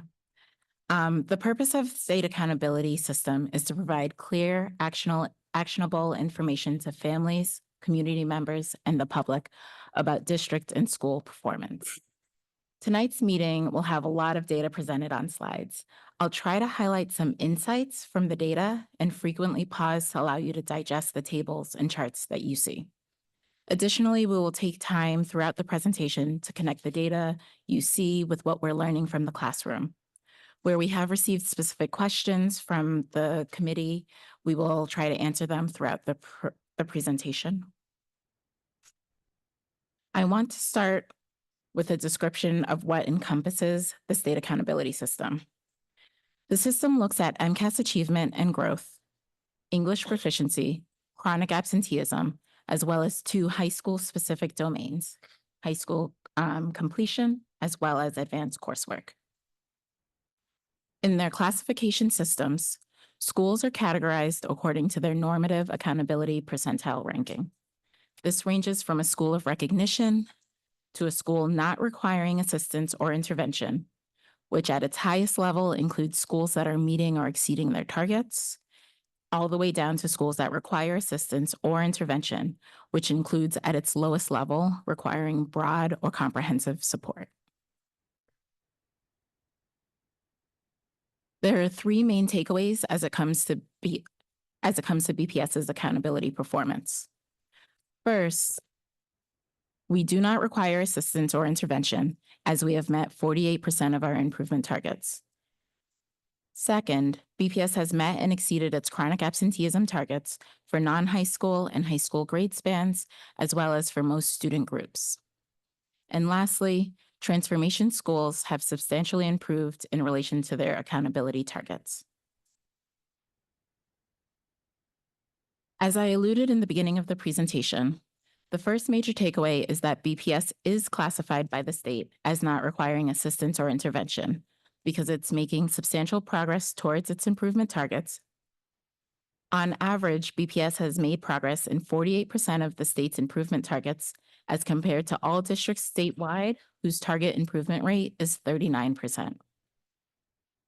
The bottom table shows the number and percent of schools who are in each category related to whether or not they require assistance or intervention, and those schools with insufficient data.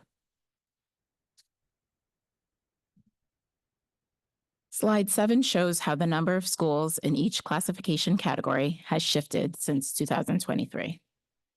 You can see that the number of schools requiring assistance has remained consistent, while for schools not requiring assistance or intervention, there is a move to the middle in terms of an increase of schools that are making either moderate or substantial progress towards targets.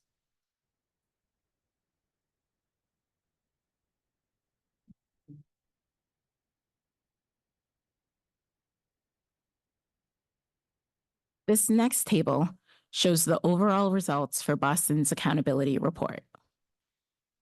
In each category of the accountability system, Boston has the opportunity to receive up to 4 points, representing that the district exceeded its accountability target or exceeded typical growth. At the low end, the district will receive 0 points if its achievement has declined or exhibited very low growth. We have highlighted the areas of the report where the district met or exceeded its targets, or typical growth in green, and where the district has declined or experienced very low growth in red. These results show that BPS has shown strong performance in mathematics growth, the extended engagement rate, and most notably in reducing chronic absenteeism. However, we note that BPS has left points on the table as it relates to ELA and science achievement.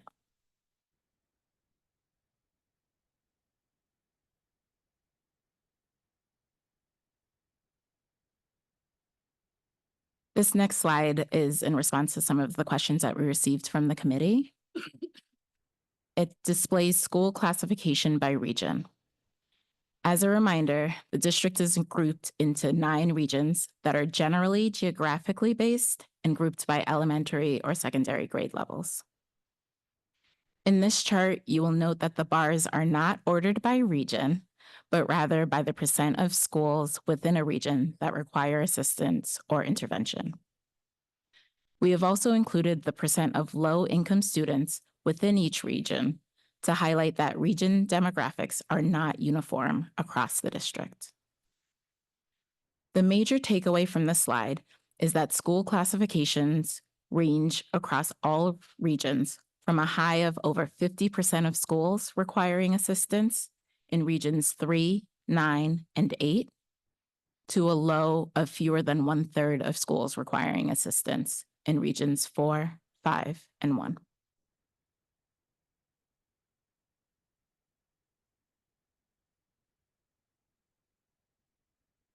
Looking at the school level performance, we note that 13 schools have increased their accountability percentile for the last 2 consecutive years.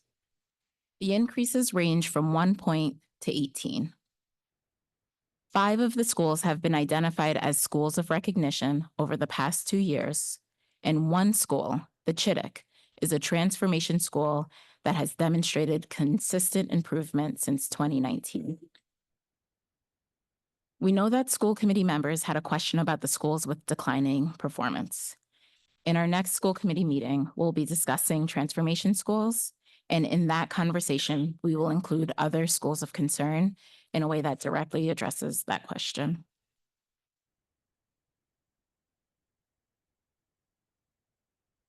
Slide 11 displays the accountability percentile change for each of the 39 transformation schools. This chart shows that the change in percentiles for transformation schools ranges from a 19-point decrease to an 8-point increase. We note that 22 transformation schools improved their accountability percentile, 5 improved above the bottom 10th percentile, and 5 remained above the bottom 10th percentile since 2023. I will now pass it to my colleague, Dr. Chen, to discuss the district's response to the accountability data. Thanks. Given that we are going to, we have many other topics and questions we want to respond to. We are going to address some more of this in our transformation presentation, but I did want to say that we know that in order to have sustained school improvement, it requires a comprehensive and holistic approach where multiple factors work in tandem. And when we think about this, we think about 2 broad categories. And these actually are, since we were talking about hub schools earlier, these are characteristics of the hub schools and why that strategy is so important to us. So one of the 2 broad elements is a culture of belonging and agency that is reflected in the safety and comfort of our physical spaces, which we are obviously in the process of doing something about in our capital planning. Powerful student and family engagement that Dr. McIntyre spoke about earlier, and collaborative leadership that cultivates shared power and voice in the school. The other element that we think about broadly is rigorous, high-quality learning experiences that are culturally and linguistically responsive and at grade level. Member Cardette Hernandez spoke earlier about holding a clear bar for rigor and expectations, and that is an important aspect of this that we should not forget. And that also includes expanded learning and enriched learning experiences as well. And so those are some of the elements that really need to come together under the direction of school leadership. And that is a lot of what our regional school superintendents, that is their job to be able to do that. We will be talking during that transformation presentation about how we are looking at schools that have gained ground, lost ground, multiple years in a row, levels of proficiency, all of those things, and how we are activating the regional supports to be able to provide the equitable supports that are needed in targeted ways. It's not just about getting more, but how are we using the data through our progress review cycles to ensure that the right kinds of supports are going to the schools that need it, and they're in a coordinated way where it's not just about putting coaching in, but going back to see what happened with that coaching, what happened with the supports, and what are the adjustments that we need to make to better support schools in the greatest areas of need.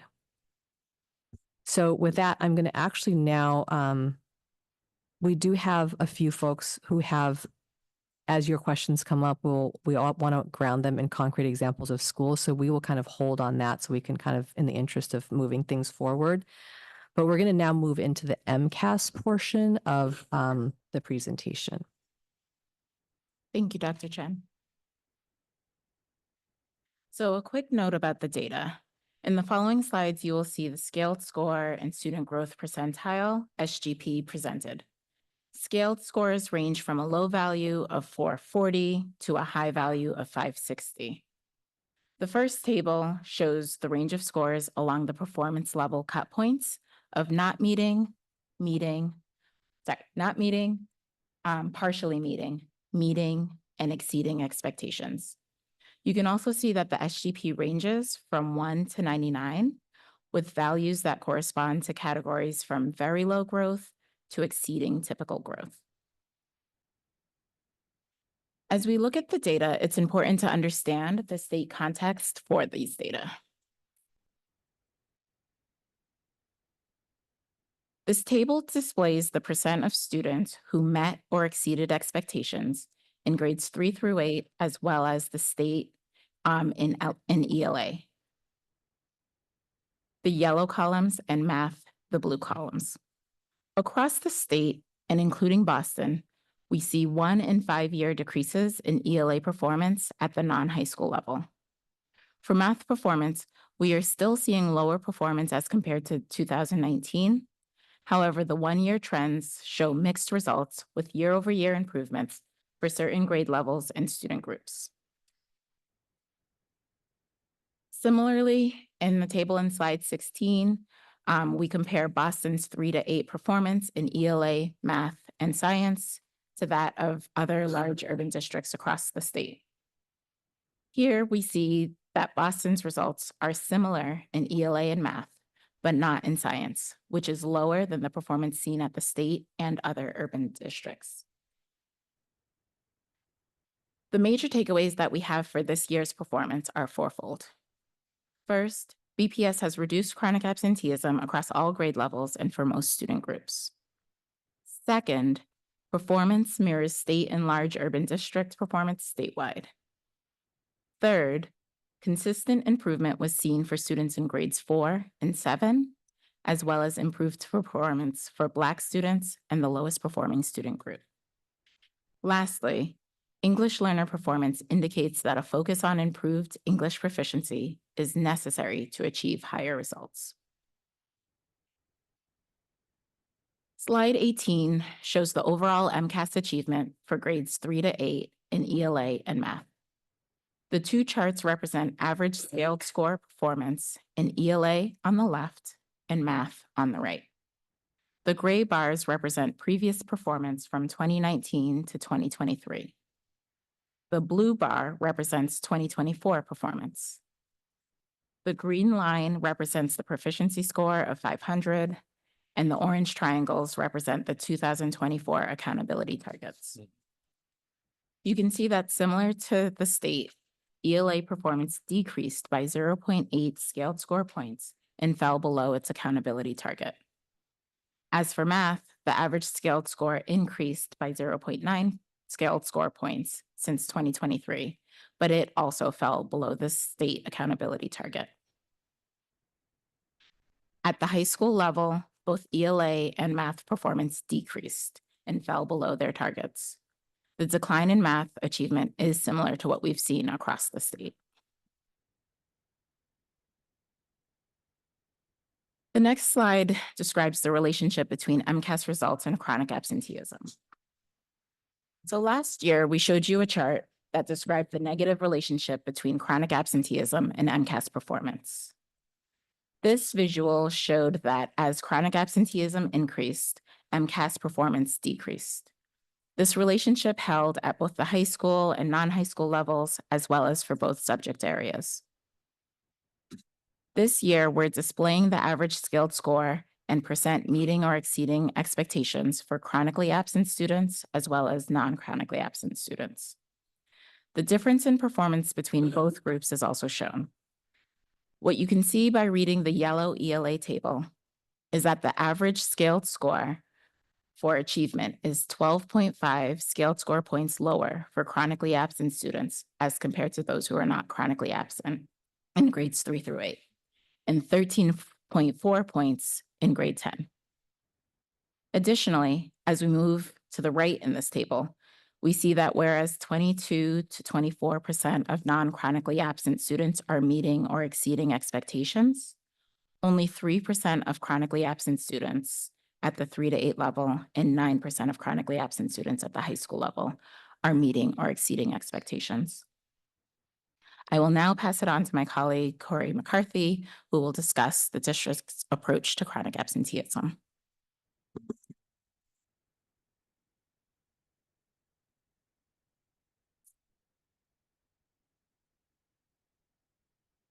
Good evening, everyone. My name is Corey McCarthy. I'm the Chief of Student Support.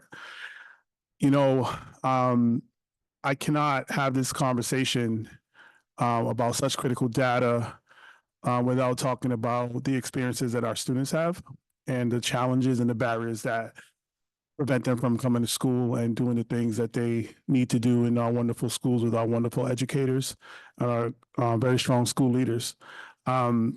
As we look at the challenges that they have, we aim to continuously improve so we can lower and remove some of those barriers.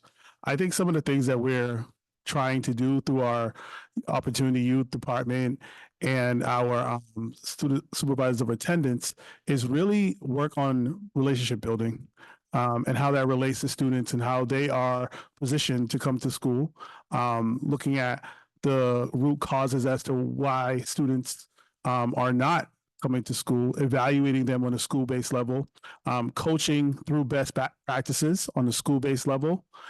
Some of the other pieces that we have include relationship-centered strategies. You know, I think oftentimes our young people, they have a hard time finding their person, right? And when you don't have a person, sometimes you don't always have a purpose.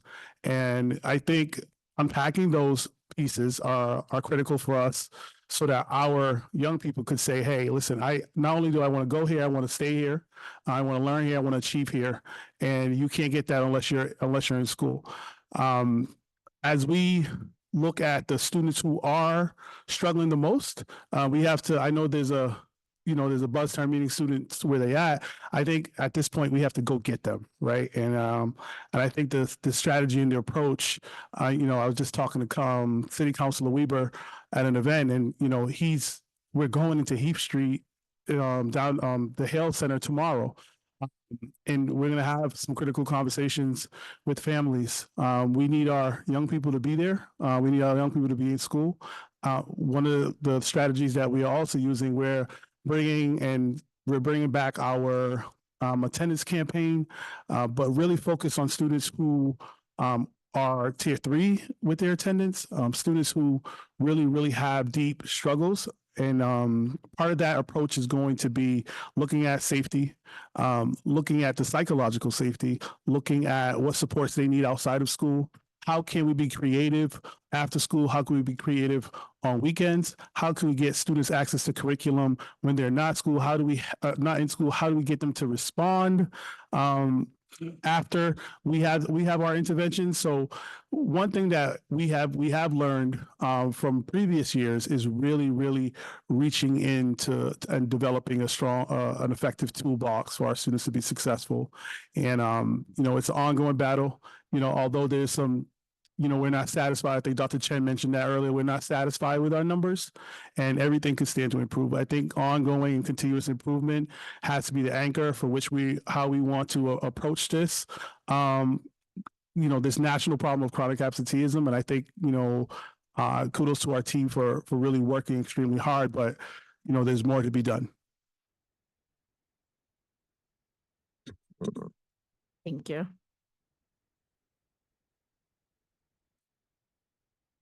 We'll now move to the detailed student group analysis.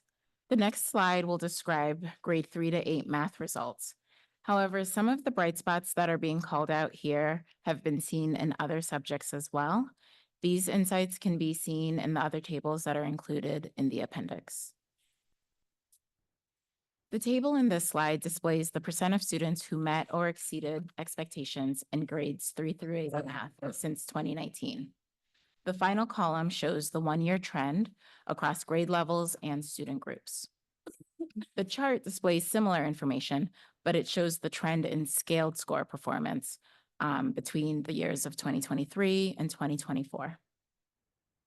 As we described earlier, there was an overall increase in the math performance for students in grades 3 through 8. This increase was evident across most grade levels and all student groups.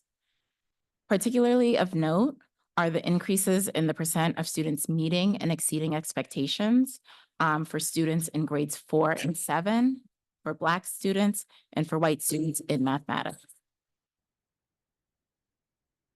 Slide 24 shows how student growth has changed since 2019. In both the table and the chart. In this chart, we overlay a green band from the SGP between 40 and 60. This represents typical growth that we would expect on the MCAS. As we look at growth year over year, increases were seen across several student groups. Again, grade 4, Black students, but also for growth, we're seeing English learners, students with disabilities, and English learners with disabilities. It's important to note that most student groups and grade levels experienced increases in their SGP since 2023. Next, we're going to look at a detailed view of the science results. One area where BPS performance differed from the state and from other urban districts was in science. In BPS, we saw an increase in performance in grade 5, but a decrease in grade 8. When we couple both of those elementary science grades together, we see declines in performance for most student groups. The declines seen for students in elementary grades are not mirrored at the high school level, and there is more variation in student group performance when we're looking at the biology and the physics assessments. Those tables are available in the appendix. We're now going to review grade 10 ELA performance. This is just to illustrate some of the performance trends that we saw at the high school level. Math is in the appendix. Similar to statewide decreases in ELA performance, grade 10 students in Boston also experienced those declines. We see it across all student groups. However, Black students and economically disadvantaged students experience the smallest declines across our student groups. In conjunction with the performance declines across student groups, we also note that student growth remains in the typical to low typical range for all student groups. We especially note that for the growth for English language learners with disabilities, it actually fell just shy of the SGP of 40, which represents lower than typical growth. I'll now pass it to my colleague, Leslie Ryan Miller, who will discuss the district's response to the MCAS data.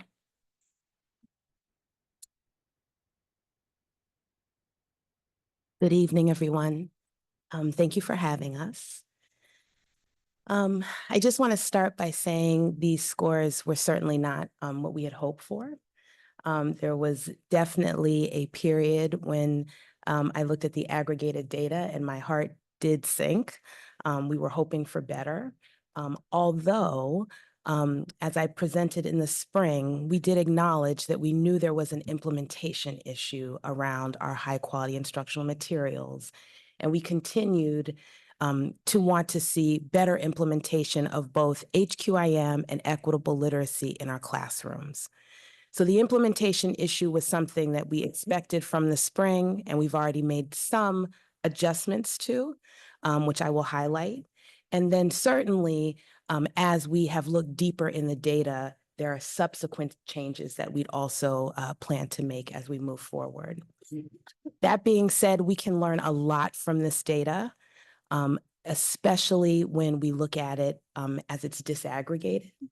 So there were 8 schools that made an improvement in all testing areas, 20 schools that made improvements in at least 2 testing areas, and upwards of 40 that made improvement in at least 1 testing area. And those are all places where we need to follow up at the school and look at what practices were in place, how they have been able to implement the universal expectations, and take some of those key learnings and bring it back and make continuous improvement. So I want to say that equitable literacy is still our priority, and we're still moving forward with equitable literacy with course corrections.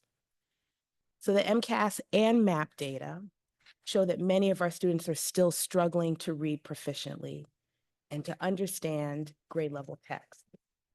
We have to continue to build educator capacity to provide support to deliver high quality, research aligned curriculum, as well as implement evidence-based instructional practices. So this year, our approach to professional learning has been different than prior years. We're using 12 of the 30 hours to implement professional learning that is related to equitable literacy with a focus on specific curriculums. So what that means is that teachers can select a particular curriculum area, like illustrative math, which is one of our new curriculums, EL, which is our ELA district-supported curriculum. And as they engage in professional learning, they're taking a stance of learning through the curriculum. So thinking about how do you address where in the curriculum is universal design for learning addressed? Where is specially designed instruction addressed? And where is academic language addressed in the curriculum? So that as they learn those specific practices related to UDL, specially designed instruction, and academic language, they're also learning more about the curriculum. So we've already had over 1,000 educators go through this 12 hours of professional learning, and we've had very positive feedback from our educators around their ability to take what was learned in the professional learning and implement it in their classrooms. And we've also had very high scores in terms of relevance, in terms of what we are sharing with teachers and what is needed to adjust their practice.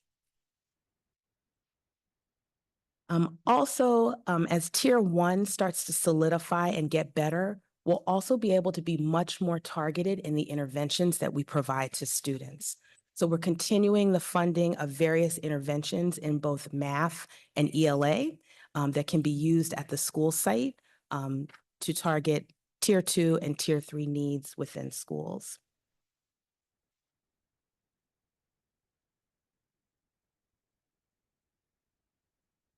So as we look at the MCAS, some of the largest gaps compared to the state are in reading, thinking about key ideas and details, and in writing.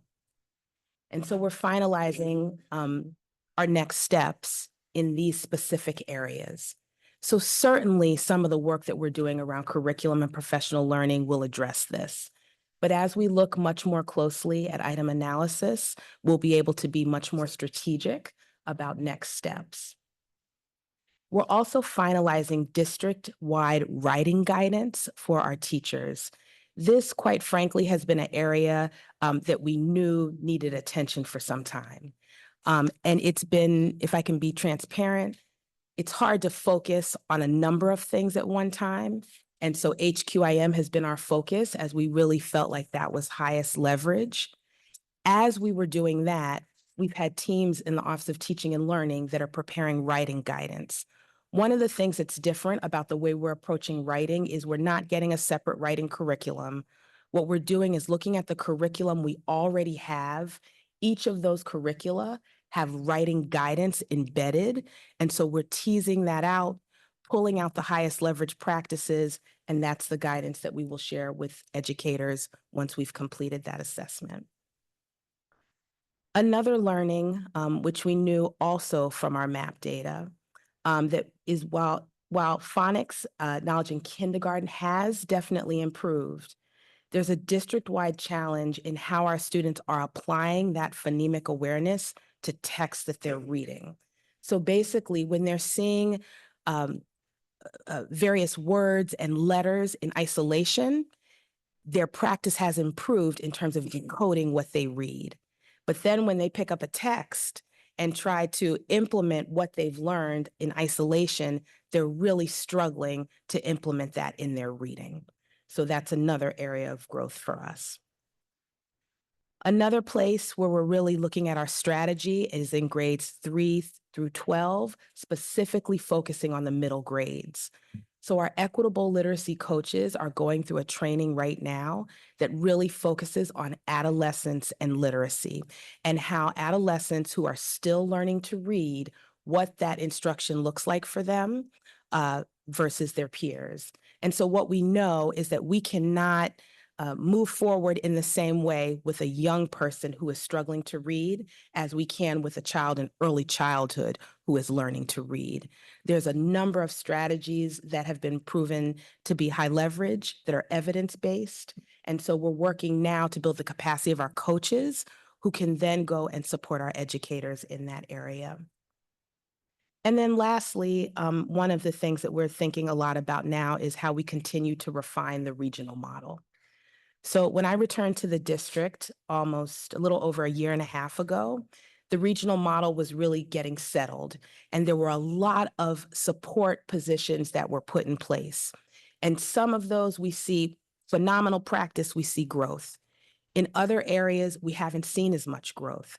And so the change that we're making now is really trying to be more strategic in how we deploy those supports to schools. And I'll give you an example.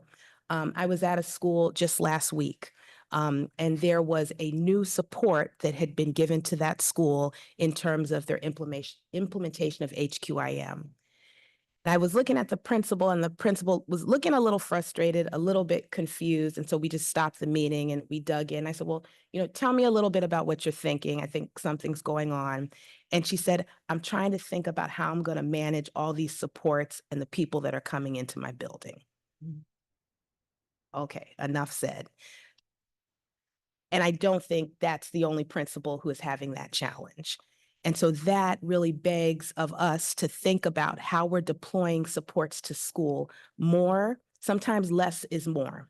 And so we really have to start thinking about what that change looks like so that a school is not overwhelmed, but they have the right amount of supports they need to make change within the school. So I'll stop there.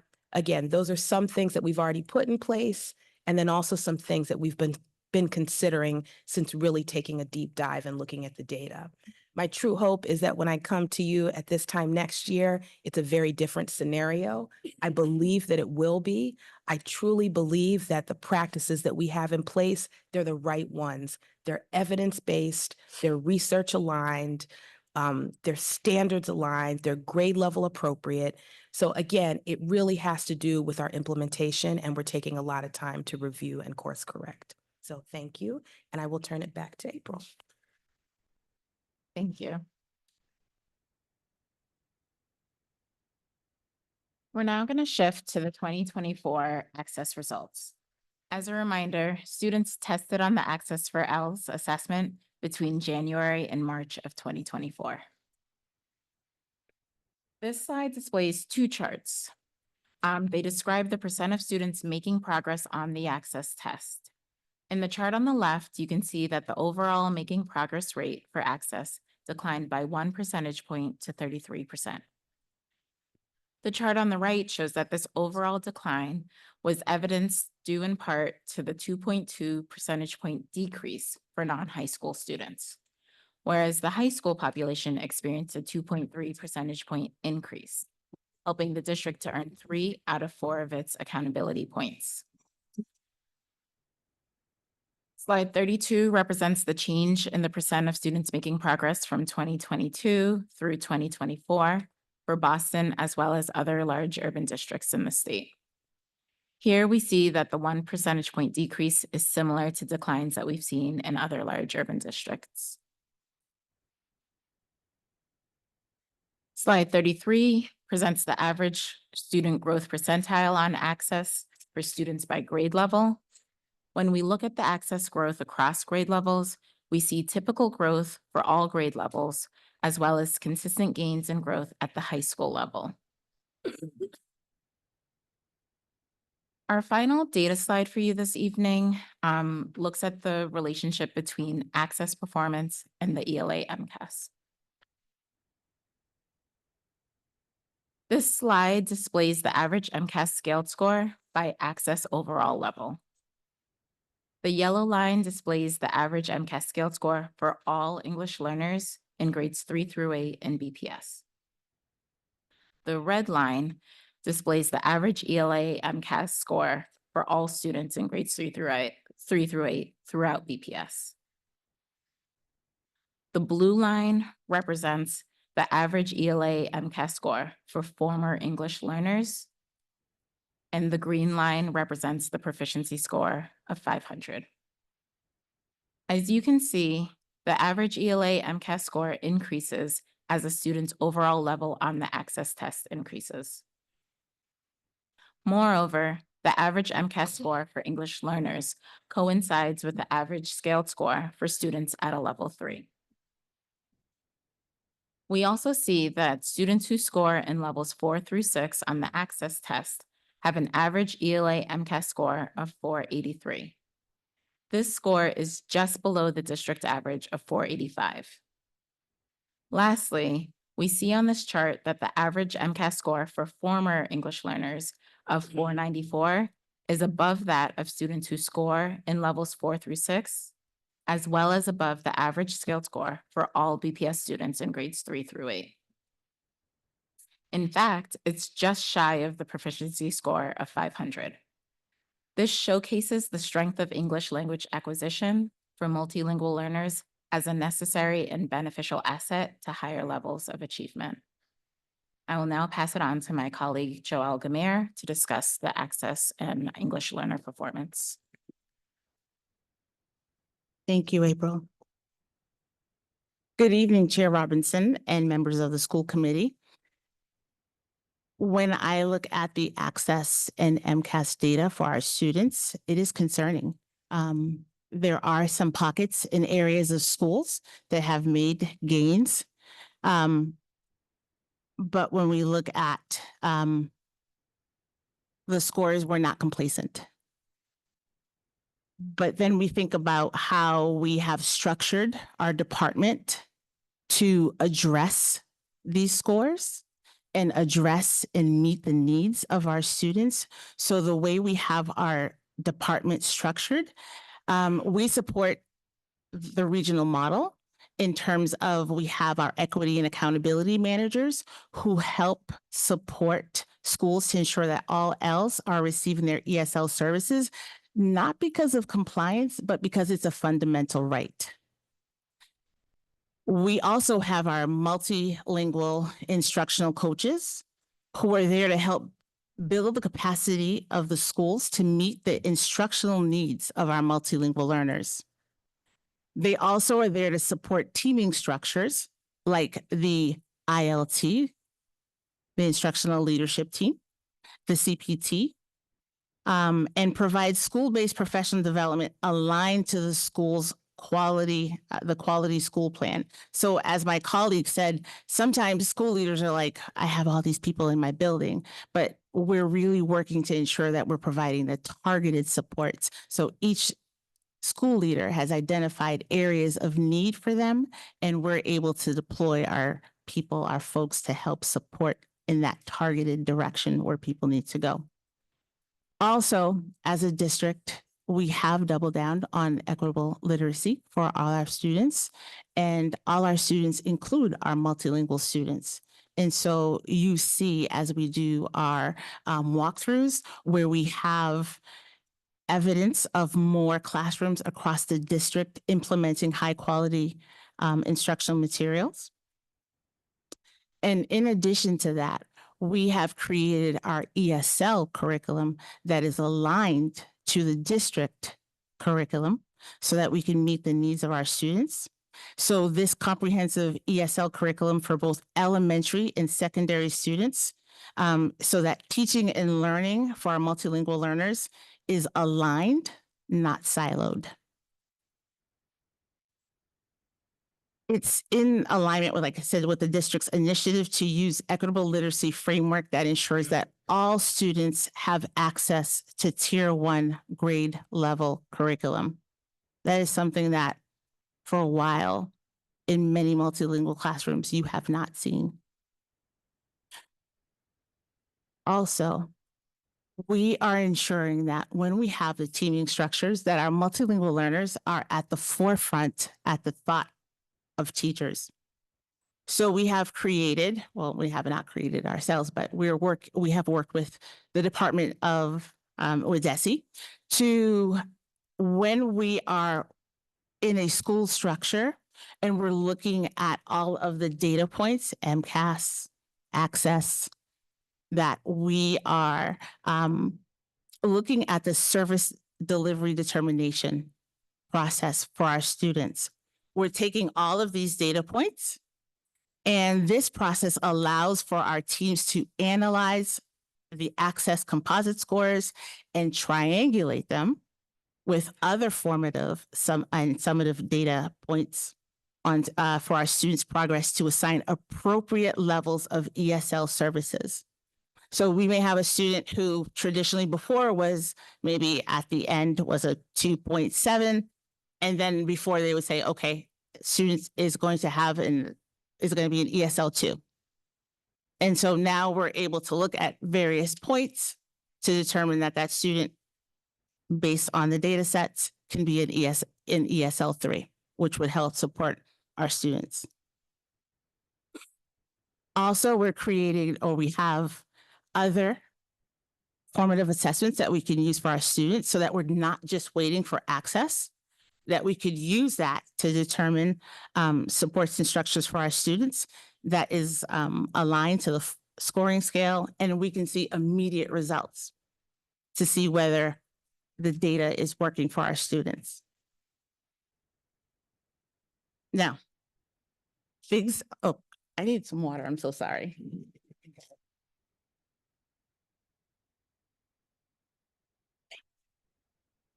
Apologies.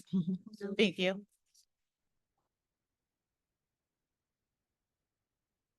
Okay, much better. So, when we look at our multilingual learners and we look at the needs of our multilingual learners, what can we do as a district, right? Because when we look at our students, our vision for our multilingual students is that they have a sense of belonging and a sense of joy.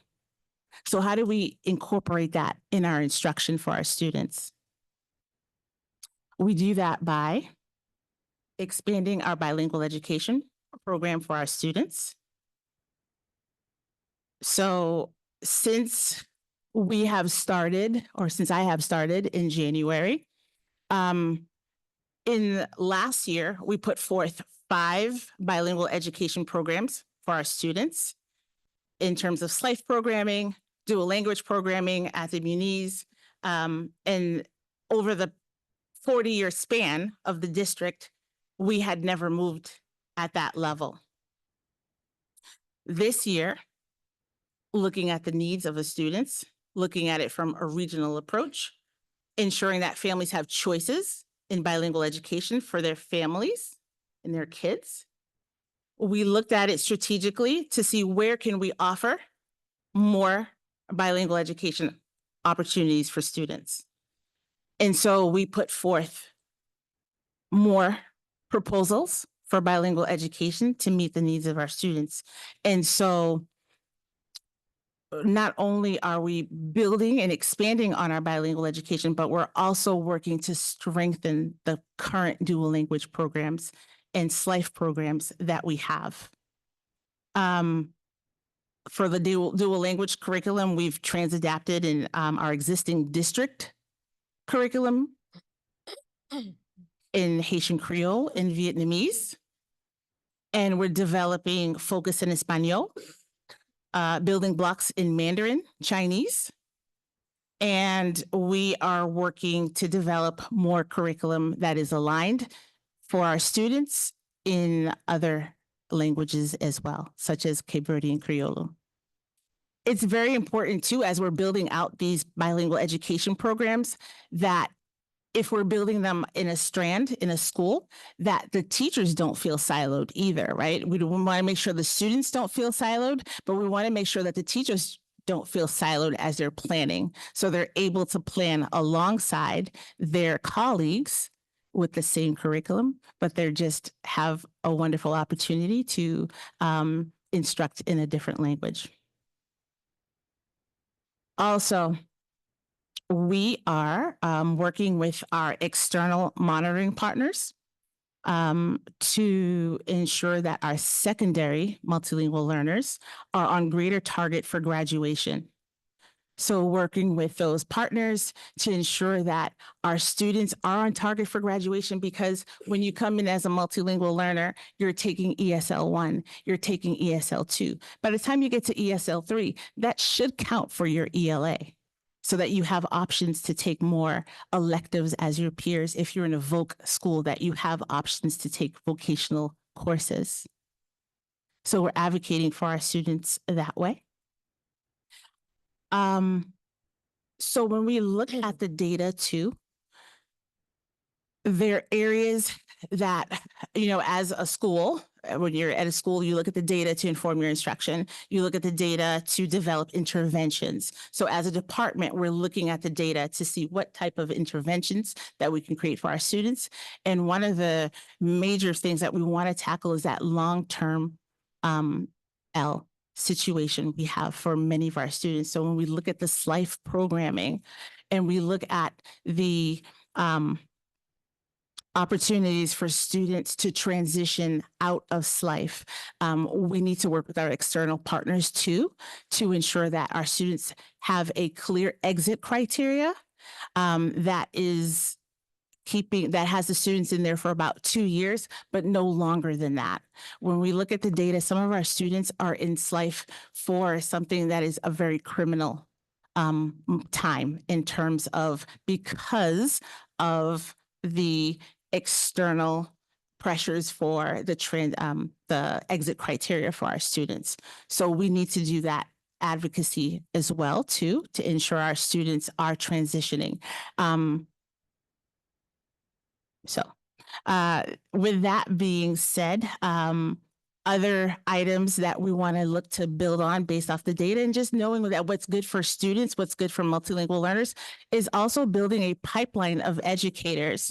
We've already worked with the Office of Human Resources and local colleges and universities to provide teachers with the bilingual endorsement, but then also building the para to teacher pipeline.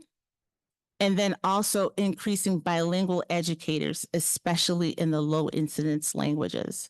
As we look at the students who are matriculating into Boston Public Schools, when we look at that, say if we look at from June to October, when we look at those numbers, our students are entering, our multilingual students are entering as multilingual learners at a much rapid rate than the current multilingual learner rate percentages that we have now.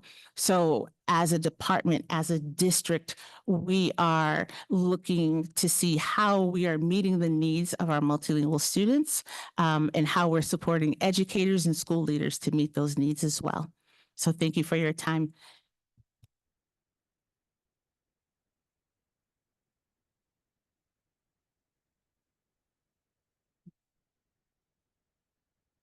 So actually, Case Seal is going to provide some brief comments about students with disabilities and the work that's underway there, especially given our results. And then we want to make sure we move on to your questions, additional questions, that is. Good evening. Stretch. It's a lot of information. Should have you stand up like we do in the classroom.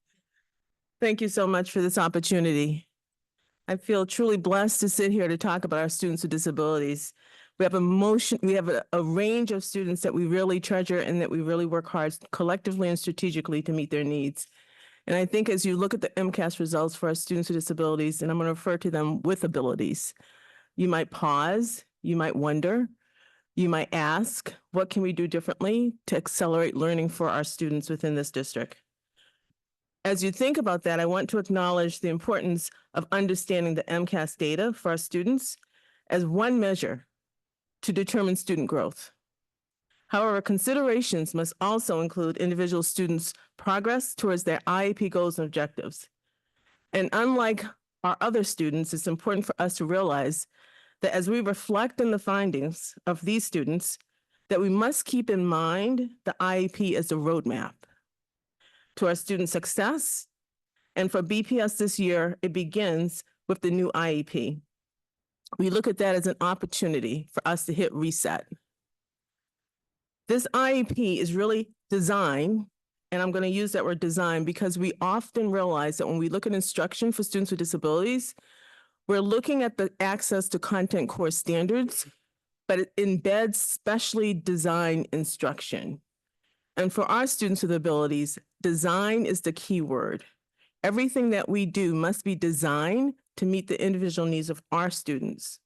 And that's part of the work for us here in BPS. Excuse me.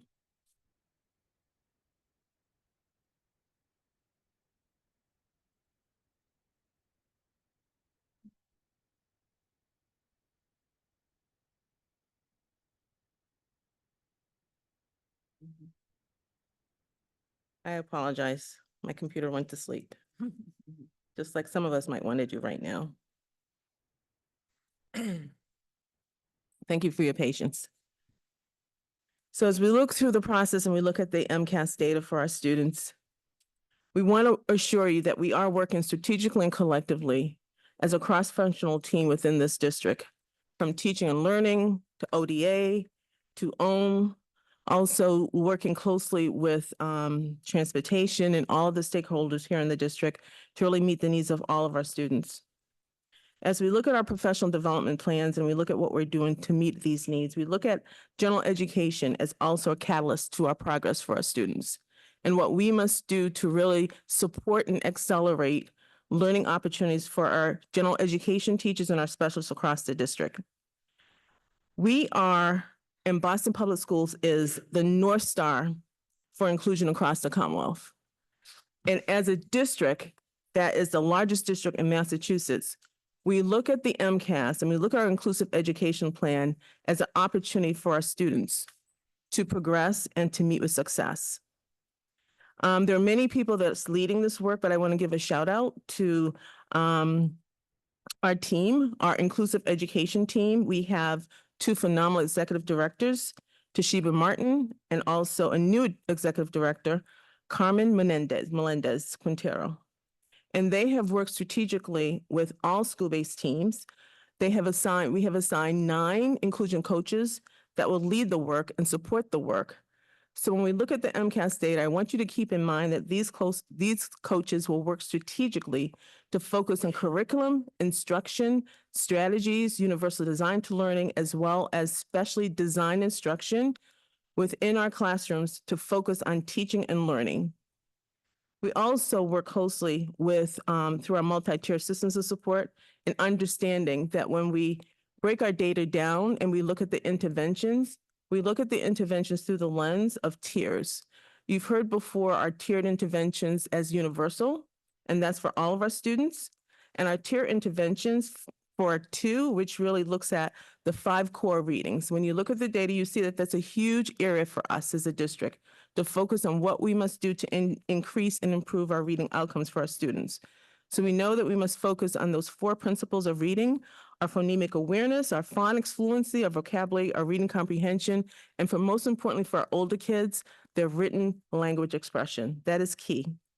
Now, I want you to think, when you think of Tier 3, I want you to look at it more explicitly, and that's really targeting our students with abilities, because it really focuses on the interventions and those targeted interventions that are really individualized to meet the learning goals of our students. And that, once again, is outlined in our students' IEPs. When we as a district have also focused on looking at our students' abilities by identifying how we can partner with teaching and learning, Christine Cronin and her team, to really look at what we can do as part of our literacy plan under the Office of Specialized Services.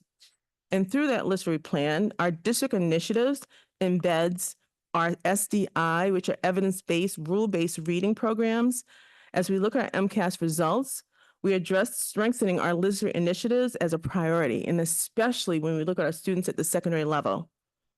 We know that teaching our students to read, comprehend, and write is essential to their success. Also meeting the multicultural needs of our students. We recognize that we must invest and focus on evidence-based interventions to address the reading abilities of our students in the areas of comprehension, executive function, and using a range of multisensory methodologies, but also interventions. In addition to resources and supports, what we have done within the district is we have outreach. We started last year in looking at consultation services as an investment to promote systemic shift, to evaluate and strengthen our specially designed instruction initiatives in the areas of reading and literacy, to target resources and professional learning for our special education teachers and specialists as we work strategically to advance our students' learning and progress. We started with an LD audit, learning disabilities audit. We made sure that we were supporting our students that did have a reading disability, and we partnered with a researcher and a consultant from Mass General, focusing on going into the classrooms, observing teaching and learning, making recommendations, working closely with our school leaders to really identify what we need to do to shift our service delivery models, but also instructional strategies to close the achievement gaps for these students, and to really make sure that what we're doing is with fidelity, that we're working with our students and providing instruction with fidelity, and that we're progress monitoring our students, and that we're analyzing the data to close that achievement gap as well. We also wanted to make sure that our IEPs, and this is also through the IEP initiative, which I said before is going to be a great opportunity for us to shift some of the things that we were doing. We need to raise the bar for our students' IEP goals and objectives. They need to be aligned to content standards. Content standards, they need to excel, but they need to have access. We need to make sure that if we have a 7th grade student or 8th grade student, that student's goals and objectives should address the grade level content standards for that grade. Now I'm gonna need water, thank you. When we think of specially designed instruction in our students with abilities, we also have worked strategically in the area of prevention and targeted interventions to accelerate our students. We have invested, and I want to give a shout out to the Channing Elementary School, to the school leader, Carlene Pignato, I'm sorry if I'm pronouncing her name incorrectly, and her amazing teachers. They were phenomenal. We asked which school would be interested in piloting a methodology under the umbrella of Linda Mubel. And she jumped right to the charge and said she's very interested. We started last year. We've seen some remarkable gains for our students. It involved a lot of video modeling. It involved observations. Her teachers took on this initiative and they have excelled. We had a chance to go back and observe what's happening in the classrooms and also with the outcomes. It really focuses on the verbalization, visualization, but also the oral language for our students and helping them also with phonemic awareness and also closing that literacy gap for our students. And we know that we need to start with our youngest kids first, right? We need to start with our kids in an elementary school. And a shout out to the Channing School for the investment in the work, and they're continuing that work this year. Another investment that we have in the district that I want to also recognize as part of our prevention models and interventions, it is mandated that every single school in the district has a process in place for screening students that may have characteristics of dyslexia. And that work is led by Sarah J. and a host of several skilled professionals here in the district. We're strategically making sure across the district that we're providing screening measures to identify whether or not a student may be at risk and or may have characteristics of dyslexia. And as a result of those screening models, and at times based on tiered interventions, as I mentioned before, which can range from tier 1, tier 2, and tier 3, which is more targeted and more specific for students, we then may end up referring that student for special education evaluation to determine whether or not that student may have dyslexia as a part of their disability. And as a result of that, we're also working collectively with Mass General Hospital to strengthen our toolbox to make sure that we are providing evidence-based practices and strategies for those students. We have provided and worked strategically with teaching and learning on a 12-hour professional development. So I'm telling and sharing these things with you so you can better understand some of the resources and investments that we have made as a district to address what we need to do to accelerate learning for our students, as well as close the achievement gap for our students as well. And that has been a great asset for our teachers, and not just teachers of students with disabilities, but all teachers across the district in the areas, once again, of the UDL in terms of leveraging those tiered interventions and also helping teachers to strengthen their core and their practices to meet the essential needs of our students, but also learning them how to differentiate instruction. Differentiation of instruction is not just for students with disabilities, it's for all learners. We also have invested in high quality instructional materials. As my colleague shared with you earlier this evening, Leslie Miller talked strategically about looking at our ELA initiatives, our reading initiatives, and our math initiatives. And also we have partnered, OSS has partnered with OHM. We recently have a shared person that we've recently hired to be that conduit, that intersection between our Office of Multicultural, English Learners and Office of Specialized Services, and her name is Marissa McSqueeney. And she's phenomenal because what she's doing and bringing to us is she's that bridge, because we know that we have a large percentage of students that are English language learners, but also our students that are special education as well. Also recognize that we have a disproportionality of those students. And through that work, we're also going to be focusing on our cultural and linguistically responsive practices and making sure that what we're doing and what we're teaching in our classrooms and with our kids are relevant to the content in terms that involves their story to their learning, and that we reflect in our students' cultural beliefs and their language and their background. Thank you. Also in terms of what we're doing around high quality instruction materials. And lastly, I would say that our investment for our students in the area of their family involvement in the new IEP process. The new IEP focuses on our student, but it also focuses on making sure that we're engaging our students in every aspect of their learning. And we've provided ongoing professional development for the district, across the district, but also in making sure that we're also reaching the needs of our students and our families as partnerships. Thank you.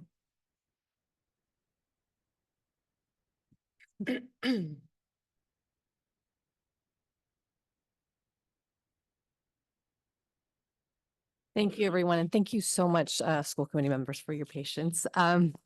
We have lots to share, but we want to make sure we take your questions. Thank you again. Thank you all for your presentation. I will speak for myself and say I'm completely overwhelmed by all of what I've heard tonight, and we'll take some time to take it all in, but I will start with member. Thank you, Madam Chair. Thank you for presentation. I want to go to the point.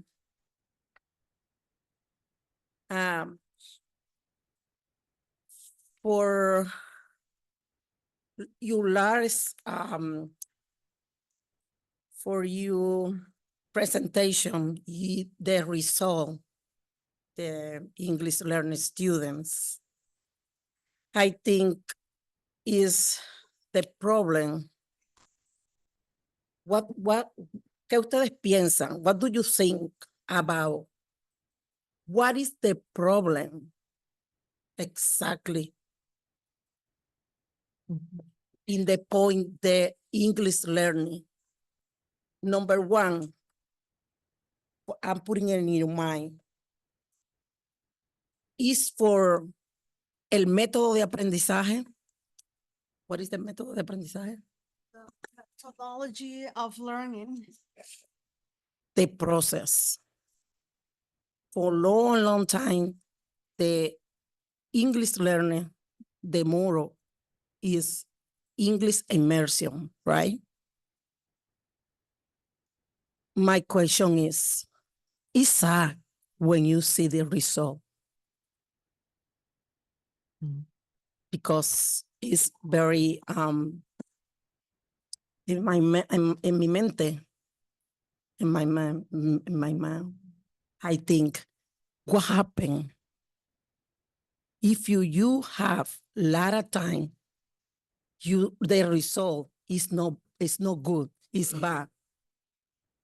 What do you think about changes the method? The native language, el lenguaje nativo, ¿verdad? Ayuda cuando estás aprendiendo inglés. Okay. The native language helps when you're learning English. Y si nosotros pensamos, quiero felicitarlos porque ustedes han hecho un análisis y han trabajado. I want to say thank you for hard job about it. I think es como, I hope que sigamos pensando, think about it. If you, the lot of time, inglés por inmersión, the result for the English learning is not good. Why not think about it, the native language? Implementar que nuestros estudiantes no pierdan el idioma nativo y que su alfabetización tenga como base ese lenguaje nativo, que hay estudios que demuestran que esto ayuda a nuestros estudiantes. So again, I just want to congratulate for doing this analysis, but you have to think that to implement this, that it's important to keep the native language of the students to help with literacy. Their native language is the base of learning another language. There's a lot of studies that out there that keeping their native language on par to help English. So I'll start. Thank you for your questions. And I think we are very much in alignment around what is needed for multilingual learners.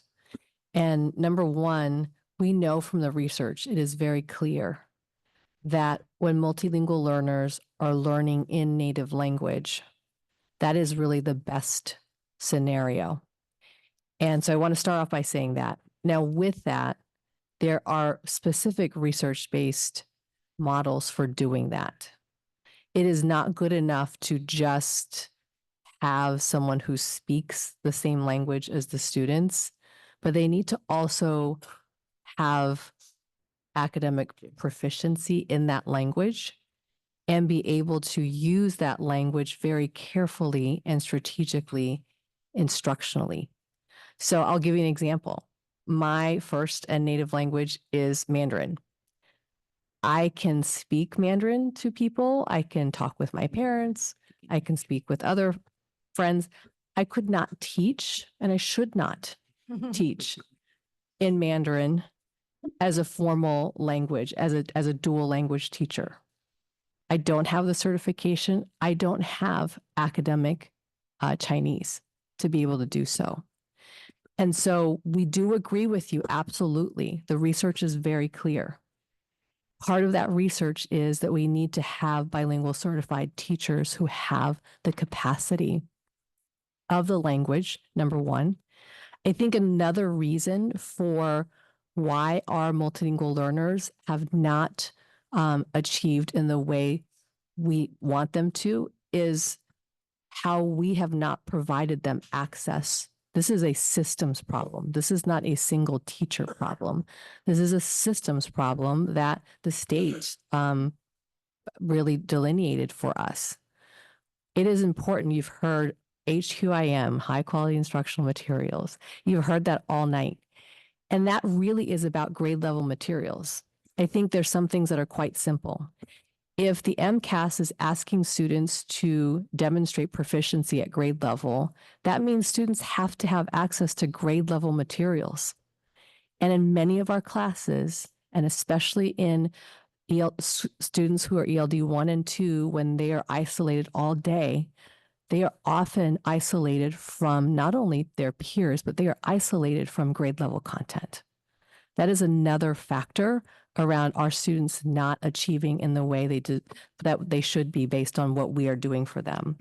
The other thing that I would say is in our history of implementing programs for multilingual learners, we have had great variation. We have classes that are called a certain thing, labeled a certain thing, but if you go to each of those classes, it's different. So sometimes we have classes where you would assume that there is research-based native language instruction happening, but that is not the case. What Joelle described earlier is what she has done since January, which is to make sure that we are expanding bilingual programs that are aligned to research, that have the materials. You heard her talk about creating native language materials that we didn't have before. Those are all things that are needed in order for our students to achieve. So I think what I would say to you, Member Polanco Garcia, is that we have quite a bit of work to do. There are some great things that have happened over the years in the BPS, even when the state said it was illegal to speak anything other than English in a classroom. We made a lot of wins in terms of how we tried to work within the bounds, the parameters that we were given at the time. It is true. We have not fully, as a system for the last decade, engaged in every aspect of the Look Act. And that is what we are doing. We submitted proposals on the 27th of last month to DESE for additional programs that Joel referenced. And that includes creative programs that are aligned to research so that we can use native language, because we do know that that is what is best for multilingual learners. Anything else? I think you answered for what I would think, Dr. Chen. Yes, so as you said, and Dr. Chen said as well too, is just really building the educator pipeline, really looking, I think, from within too, in terms of our paras. We have a lot of paras that do have the language capacity. And so building that pipeline of educators to provide services for our students is another key component. Gracias. Can I say something? I understand. Yo entiendo cuando ustedes dicen esa parte, pero yo pienso que es un día a la vez. Right? Es one day at a time. One day at a time. Entonces, mi pensamiento es que el distrito debe ser más intencional en esa parte. So I understand that part, but we have to do it one day at a time. And the district has to do it intentionally. Necesitamos más maestros bilingües, ¿verdad? Necesitamos también, porque sabemos que tendríamos que tener muchos maestros, pero ¿cuándo empezamos? ¿Cuándo empezamos? Porque esto lo necesitamos. Y si estamos viendo que los resultados no están siendo buenos, ¿qué vamos a hacer para que estos resultados puedan ser mejores para nuestros estudiantes? Al final del camino, los más afectados son nuestros estudiantes. So we need more bilingual teachers, many, many more teachers. The question is when? When are we going to start? You see, we see the results. They're not good. And what are we going to do about it? Because at the end of the day, the ones who are really affected are the students. Member Polanco Garcia, you're right. It is now. It is now. I mean, even last year, we were talking about building that educator pipeline. We have the bilingual endorsement program with Boston College. We've just taken on a new partnership with Stonehill College to create a bilingual educator pipeline, identifying truly bilingual educators, people who are not just coded that way, but actually speak and have the language capacity to meet the needs of our students, to help build them to become educators, and also have a master's degree so that they can be educators in the classroom. So those are some of the strategic, intentional moves that we're making to build educators in the district. But then also the programs that we've created, we've been really intentional about building them with the school communities. So we're looking at the data, we're looking at the students, we're looking at the families, working in collaboration with school leaders to build and create a program that is designed essentially for that school community. So if we're looking at the Quincy, for example, really has stated looking at their heritage courses that they provided and how can we elevate that and highlight that and create more bilingual opportunities for the students. And so creating and co-constructing a proposal to the Department of Education that is aligned to the needs of that school community, and doing that at the Blackstone as well, working with the school leaders who've come in and to build out a dual language program to be implemented next year. And we're doing that strategically with each of the schools that we are expanding upon, because we don't just want to drop a program in the school. We really want to work in collaboration with that school community, look at the data to ensure that we have a sustainable program that we're implementing in the school. And then also looking at it from a district level, systems level, to make sure that it's feasible. So that's why when we look at the data, we look to see where could we possibly develop a program, a bilingual education program, and then looking at the trends as students are coming into the district. So looking at where we do need to create more SLIFE programs, but really be clear about what the exit criteria is, and then newcomer programs. As I talk about the influx of multilingual learners that are coming into the district, how can we meet their needs? How can we give them a sense of belonging when they first come into the district so that there is joy for those students and so that they're not wanting to not come to school? And then we have another issue with chronic absenteeism. Definitely, this conversation need a continue. I want to respect my Thank you. mis otros miembros, tengo que ser respetuosa, pero definitivamente tengo aquí un montón de preguntas y la haré llegar por escrito porque necesito también que quiero ser respetuosa con ellos también. Gracias. Just want to respect my fellow members. Definitely needs to continue this. I have a lot of questions I have here. I'll make sure to write it down and submit it by writing. Just want to respect my time and my colleagues. Thank you. Mr. Clerk. Hi, how are you? How are all of you? Thank you for staying so late. I hope I can be as strong as you guys to keep my clear-headedness as much as I can before I raise this. The inclusion practice that you are implementing is based on evidence-based research that somehow once the inclusion is implemented totally, then bilingual students with different languages will somehow be brought to the same level as regular students. Is that a fair assumption? That is the idea of the implementation, and we have seen data that shows that that is what happens when we have strong, rigorous instruction for our students. I always like to highlight the data of our valedictorians. Uh-huh. At the end of the year, when we look at them, a majority of the valedictorians are English language learners, multilingual students.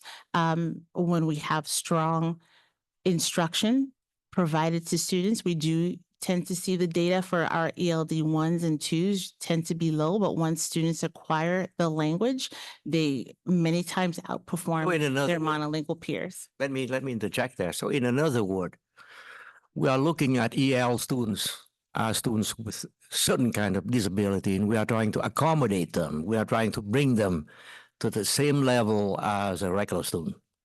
Is that how we should recognize them?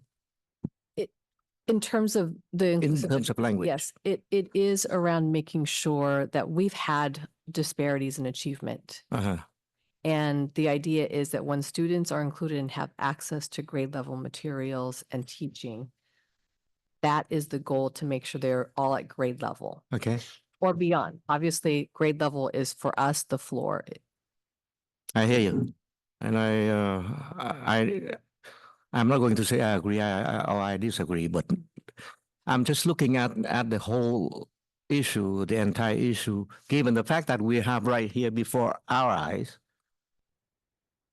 the achievement rate of EL students, whether in bilingual or in the regular classes, are nowhere to be satisfactory. Let's put it that way. My question is, before you implementing all this, I'm very sure what you are saying, that you are looking at it as an evidence-based research. Have you ever looked at school districts like Houston, where a large number of Hispanic students as well as Asian students, where there is no bilingual program, and how they turn out? Gangs, members of different type of issues, drugs. Have you ever looked at those kind of issues before you implement something that you think educationally the students will benefit? But there are evidence out there. Houston, Dallas, Mobile, Alabama, where those are, where the kind of evidence-based research that you are bringing to us don't support them. My concern is that going to be something that we have to deal with here?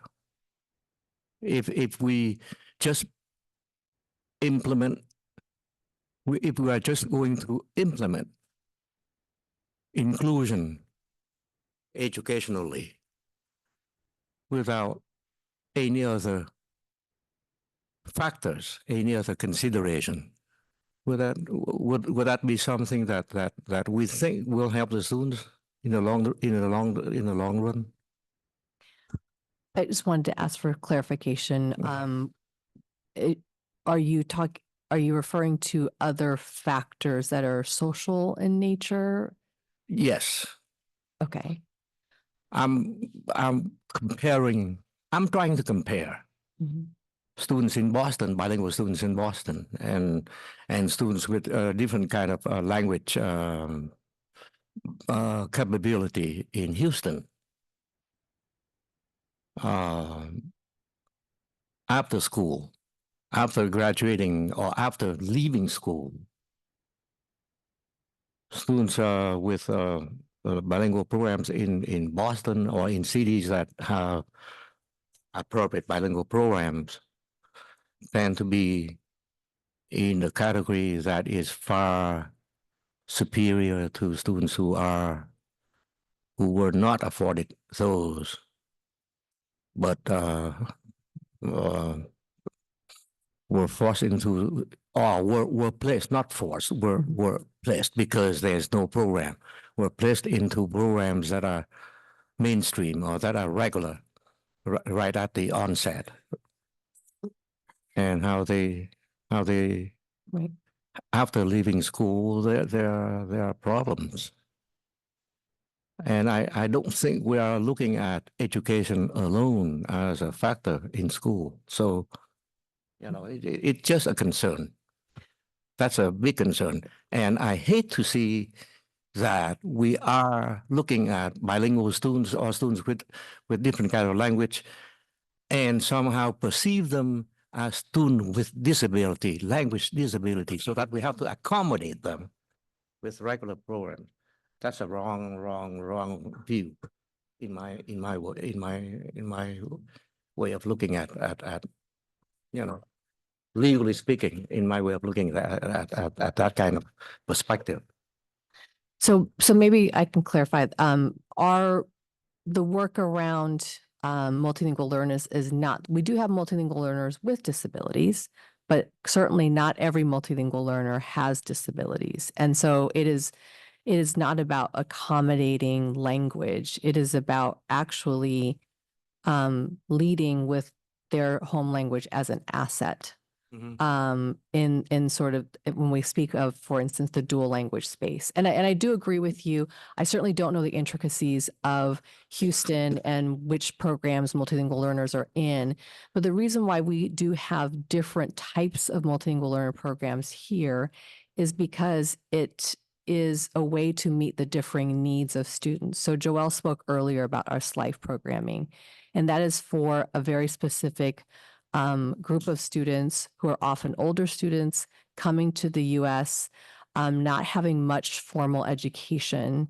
And some of these students are also coming from very traumatic parts of the world. And so the kinds of needs that they have are much more comprehensive. I would not call them special education needs necessarily, but there are particular needs that we have to be able to provide. So you may recall from the budget season last year, the superintendent put forth a budget with additional SLIFE social workers, because we know that it is not just the academic needs that need to be looked after, but also the social, emotional, and psychological needs that our students have.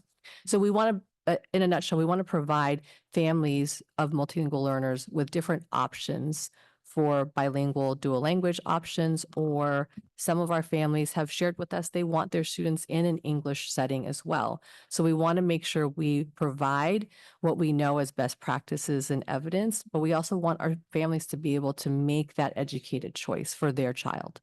Yeah, just one modification. When I raise this, it's not that I'm opposed to the implementation of what you are trying to do in terms of inclusion. I reserve my position on that. What I'm hoping, yes, of course, we are a democracy. One way or another, it's going to be implemented. What I'm looking at it is that right now, what you are showing to us through, these statistics and all that are just educationally related. That's not enough. That's not really enough for me to support it. I want to see, I would like to see, I hate to use the word, but anyway, I would like to see something that would honor the traditions, the culture, and somehow they are also being brought into the program to at least the students or the bilingual students or the multilingual students can retain their identity, their family, whatever. Hopefully, once they leave school, that's gonna stay with them. Looking at students students, multi-language students from Houston, El Paso. I read, and I looked. Mobile, Alabama, where gangs of Asians, gangs of Hispanics, youth, and I'm very sure education had something to do with it once they leave the school, because that raises a concern, and I don't see that happen in Boston. and I hope it won't happen. But if we are going to implement inclusion one way or another, I see that it is going to anyway, despite whatever we're trying to do.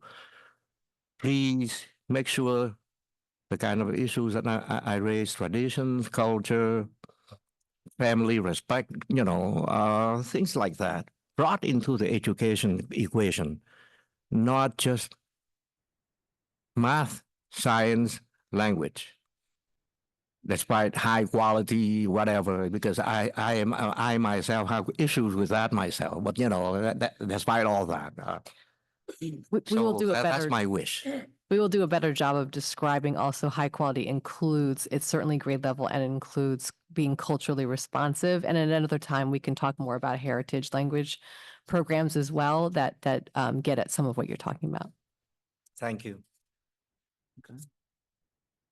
Hi, how y'all doing? Thank you so much for the presentation. I'm about to be sleepy like your laptop. Sorry, I'm like trying to bring up my thoughts again. So one of the things that Miss Member Polanco Garcia brought up is the why, especially when we're thinking about our multilingual students and their families. I've brought this up before when I first came to the district, graduated in Cape Verde, 10th grade, moved here. But my story is a little bit different, right? Privilege, English is not my first language, but I had a lot of access to it, even being in Cape Verde and having access to come to the US every summer and be able to practice the language with cousins and families and access to internet and all of that. So I just want to name that. I go to the Welcome Center. I do the different placement tests from Portuguese to English and math. I'm not placed in an ESL program at all. I attend Burke. I'm going to all of these classes where everybody else, nothing special, still doing great, become the valedictorian, that's fine. But when I had to take MCAS, I struggled with science. So like I've never took biology in English. And that was the first time that I realized, oh, I wish I was in an ESL program because then I would get a dictionary.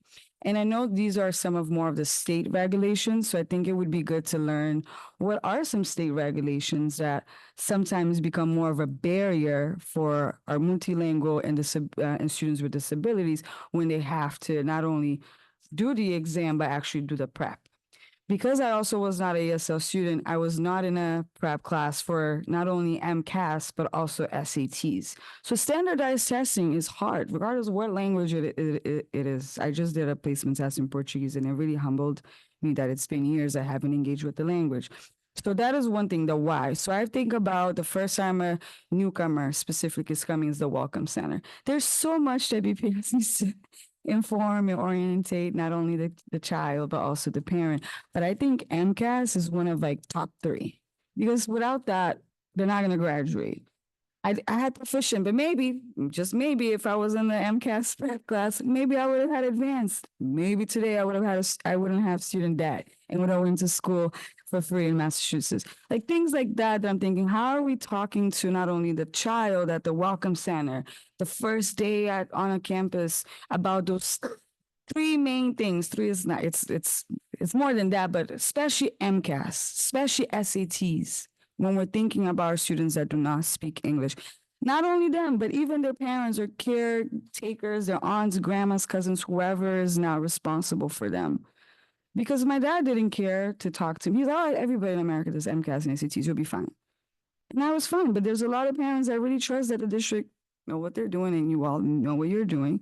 But there's a lot of newcomers that come in, and sometimes they're coming in the middle of the school year. So now you're like, oh, you already missed this opportunity to do the MCAS. Now you got to do chemistry. You never took chemistry, but let's just have you do it and see how it goes. And now there's record that the student didn't perform well because we're trying to make sure that they're on track and they're able to graduate with their friends, or they're not like 22 and still the district. So how do we educate, the educational part of why this thing is important, and what are the points throughout their journey in the district from the moment that they're having a conversation with Welcome Center, the moment they're sitting down with a family liaison, or they want to go to the nurse office because they have a headache. I don't know. Where are the key moments that we can truly talk about the importance of MCAS? What are the resources and services that are there to help them get where they need to get? I think it's not just a MCAS prep. To me, being in classrooms with other kids that or teachers that were just speaking English or there was no other CV student helped me. Playing sports helped me. Being involved in different programs after school helped me. We got to look at it holistically. It's not just about language. I need to be able to celebrate my culture on the school community. Because that in itself, like you said, is going to help the student probably navigate the academic a lot easier. So my question, just going back, would be, what are some state regulations? I don't know if the not being able to use it, if you're not in the ASL program, you're not able to use a dictionary. At least that was true during my time. Not sure if that's changed, but would like to see if that's something y'all are aware of and y'all are taking that into consideration when you're thinking about supporting EL students with MCAS or any like state sort of exams. That is one. And what are some efforts that we can think of right when the student comes to us to really help them and their families understand what are these graduation requirements, especially when it comes to MCAS. I'll stop there. A lot of comments, a lot of information. I'm just as concerned as everybody else. I think as we're talking about this proposal, we need to really look at, oh, we got a lot of work to do. No, we got to do the work yesterday. And y'all are doing a good job by starting to expand the bilingual program. I salute you and your team and the superintendent of looking into the Cape Verdean Creole, because that's been a forever thing. And I know you've heard about this plenty of times already, but that is just an example of like really moving in the right direction. And we're seeing things happening where the community that is involved understands, your staff understands what they're doing. So things like that I would like to see more, but the urgency is there. And I know sometimes we have to follow state timelines and stuff like that. It is what it is, but I'm very excited about those efforts and just want to try and understand what are some state regulations that are harming more than helping even y'all to be able to make this easier for our EL students when it comes to MCAS. But yeah, I'll stop there. Thank you. And certainly the piece around family engagement and partnership is incredibly important. I know we're probably short on time, but at another point, maybe my colleague Ana Taveras and her team can also, we partner together around those things. And I think it's important. There are a number of things that happen, but I certainly think we can all do better and need to. Yesterday, I agree. I think I just want to make sure your question, so we get you the information that you are asking for. There are some state like sort of regulations around who of multilingual learners would be tested in MCAS and what or accommodations they can have. Is that the kind of information that you're looking for? Yeah, or what resources or services they have or they don't have. So for example, I could have been an ESL student, but whatever the standards are for that test, I placed out. So now I lost opportunities. So what are some opportunities as someone that's still a newcomer, but I wasn't placed in ESL? What does that look like for me? Because there were state regulations that said, in order for you to have access to the staying for MCAS, you need to be categorized as a EL. And I wasn't, right? So I lost opportunity. So I'm thinking about those cases, because we're just talking about folks that actually got placed in the box, but there's a lot of students that struggle because they're not in EL or like bilingual programs. Sure. We can talk additionally offline about some more of that, but just initially the dictionary portion. So because you weren't identified as a multilingual learner, you didn't have that support that is automatically warranted to all of our multilingual learners. So as a district, we do help support schools by having Cape Verdean dictionaries, Haitian Creole, Spanish, to help support students that are multilingual learners. I wouldn't say that there are any necessarily hindrances in that aspect, but yes, it would have benefited you because ideally you weren't a multilingual learner, but there were probably some academic terms that would have been go from doing biology MCAS for like, never mind, just go do chemistry because you're taking AP chemistry, which is like, I get it. Not to cut you off, but is the rule in terms of dictionary, is that a rule only when you're taking the MCAS test, or is it throughout your journey at the school? Because that, I didn't ask outside of that Sure. I mean, MCAS exam, but as educators, we should be able to provide supports to our students. And so, yes, on the MCAS, you can do it, but also in their day to day, as students are developing their academic language, students want to be able to write high quality products. And so, as an educator, I would provide multiple sources of supports for my students so that they could Prepare be able, for it. exactly, Okay. so that they can implement it in their work. Yes. And then I did see, I was a teacher assistant for a little bit for Ms. Brito, now retired, at the Dan Jeremiah Burke High School. I remember supporting her with a bunch of newcomers, Cape Verdean students from like different ages, different islands. And it was nice to see them all in a room. It wasn't an inclusive MCAS classroom, but it was everybody that sort of were able to help each other out. Even when I was there, I was like, there's not much for me to do because they were actually like peering each other and stuff like that. So that is one thing that I would like to learn more as you're talking about inclusive education program. What do these prep classes for like MCAS will look like for that particular population as well? Sure, we can further discuss this down the line, but definitely it's those inclusive practices that educators like Ms. Brito that provided for her students that made her students feel successful, had a sense of belonging. That is happening across the district, but we really want to be able to norm and calibrate that so that happens everywhere, so that that's not just a one-off situation for students. Yeah, I have a lot of thoughts on this one. And actually, I'll go back to my comment at the beginning of one of my issues with MCAS. I think Ms. Clarkson showed a slide that showed for our multilingual learners the direct correlation between English acquisition and their score on the MCAS. And so, when you are a newcomer student and you're coming in and you are trying to learn English and you are trying to learn the content at an accelerated rate to be able to pass that test in 10th grade, that is hard. And navigate a new world. And navigate a new world, right?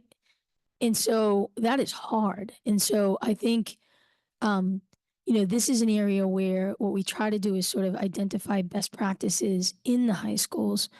Like Binka is a great example of that, right? Where there is an honoring of native language and culture.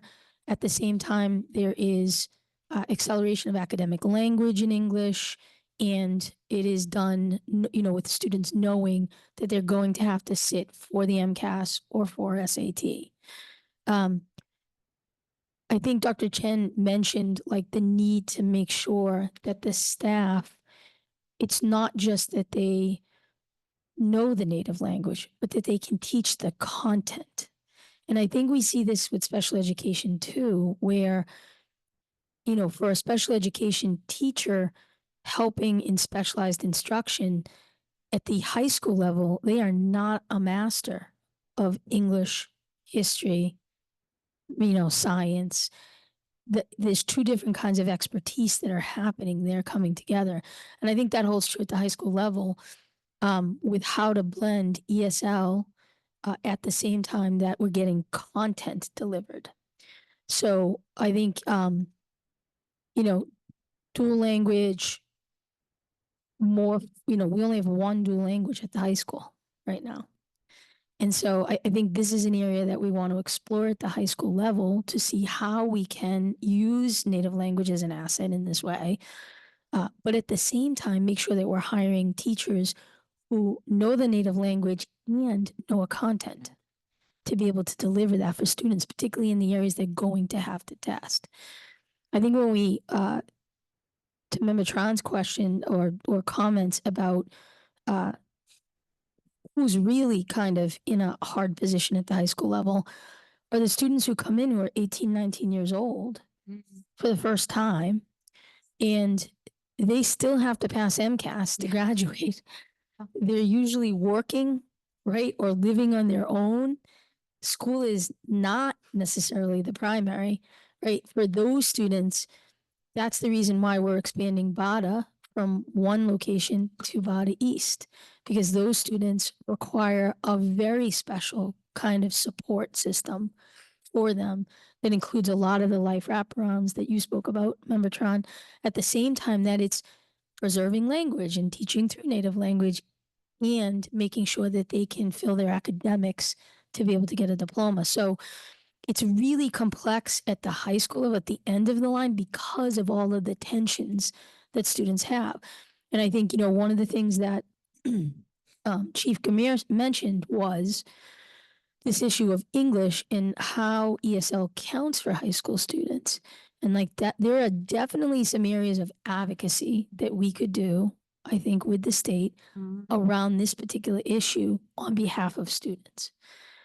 Because, students taking ESL, taking English, taking, all of their content areas, they hit a tension point where if things can't count in a certain way, they can't do mass core.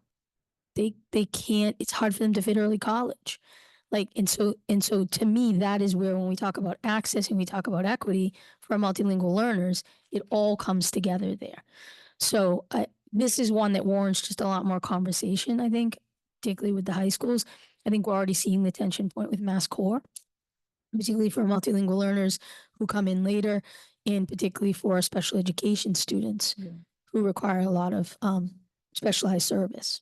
Last comment, I think the only thing with staff, until those jobs are a little bit more desirable when it comes to salary, it's really hard to recruit and retain. I've met maybe like 3 BPS educators that not only left the district as staff, but they left the city of Boston and are living in Central Falls now.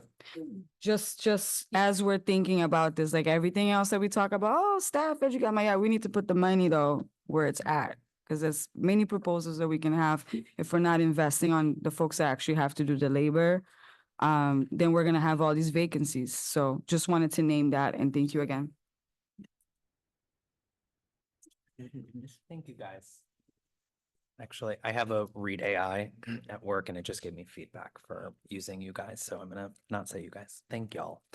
So thank you for the presentation. I have a few questions. I guess sort of more focused into the data. I guess I'm curious that we made a decision tonight to not show the data aligned to cohort. So we're looking at the data comparing last year's third graders to this year's third graders and not following the trend of a third grader to fourth grade, fifth grade, sixth grade, which we would have. There is a way to look at the data that looks like we're actually seeing proficiency decline. So the eighth grader today, the eighth grade class today is less proficient than when they were in third grade in ELA and in math. Is that true? Is that the right, if I'm trying to sort of play with these numbers in the right way, is that accurate? And then where else are we seeing cohort decline? Because the numbers as a baseline feel concerning, but then when you think about proficiency decreasing as a BPS student through your journey, we have you're less likely to be proficient from third grade to eighth grade. That also is concerning. So I'm curious about the intervention, but I'm also curious if I'm understanding the data correctly. Yeah, thank you for that question. So I think, a lot of decisions go into what we present to school committee. And part of the way that we do this presentation is so that we're looking consistently at the data year over year. And so what we do is similar to what we see in, state and other board presentations, which is looking, what does the performance by grade level within a given year look like? That's also where we have some of our instructional moves that we can do. We can look at the third grade, we can look at the sixth grade. And so that tells us like, what does the instruction look like for that grade? And what are the units, what are the skills that we need to address in that grade? We do in other areas look at cohort analyses. As you know, within BPS, we do have a mobility issue. And so which students we're serving in one year versus the next year, we do end up having attrition, especially when we have to make those decisions. Are we looking at October 1? Are we looking at June 30, et cetera? So when we look at our map data internally, we will look within a given year at the same students from fall to winter to spring. And that helps us to understand within a given year, what does performance look like over the year. With our map data, we're able to see increase in skills from fall to winter to spring, and that helps us to understand how as a given student or class of students are doing within that year. I'm only cutting you off for time, Yep. but I appreciate it. But is it an appropriate, I don't know if it's true in Massachusetts. I know in New York with cohort data, if a student leaves the state, they're no longer in the cohort, so they're not counting, they're not part of that baseline. But maybe that's not true here, and possibly even irrelevant. But I guess I am asking, is it a right understanding that we are seeing proficiency decline for a student moving through the years? Like that analysis of the 2008 third grader, it's 10 o'clock at night, so I don't know if I'm actually doing this right, to being in 8th grade for the 2024 calculation, that would show a decline. Is that a trend we're seeing in other grade levels? And then what do we do with that? Yeah, I think that's a good question. We've looked at it in other areas. So we've done like in previous years, looked at what does EL performance look like at that cohort level. We're also looking at what do cohort analyses look like as we're thinking about our graduation cohorts and, you know, where students are and what the requirements are to graduate. As it relates to MCAS, the closest thing that we did or looked at this year was, I don't know if you remember last year's presentation, but grade 7, we were really concerned about, and in some subject areas, grade 5 as well. We saw similarly low performance for grade 8 this year throughout like the ELA MCAS science. And so at least at that grade level for this current time, that's the cohort that we've been focused on and thinking about how are we supporting them as they're going through those middle grades. Cool. I appreciate it. For whatever it's for, you were about to say something. I was. I think Member Hernandez, the question is, can Jaden, who is a third grader, who then becomes a 4th grader, 5th grader, 6th grader, 7th grader, when you look at Jaden's test scores, can you use the MCAS as a way to norm that to come to a conclusion like Jaden's proficiency went down? And I think you can answer that, like in terms of what the intent of the MCAS is as a testing instrument.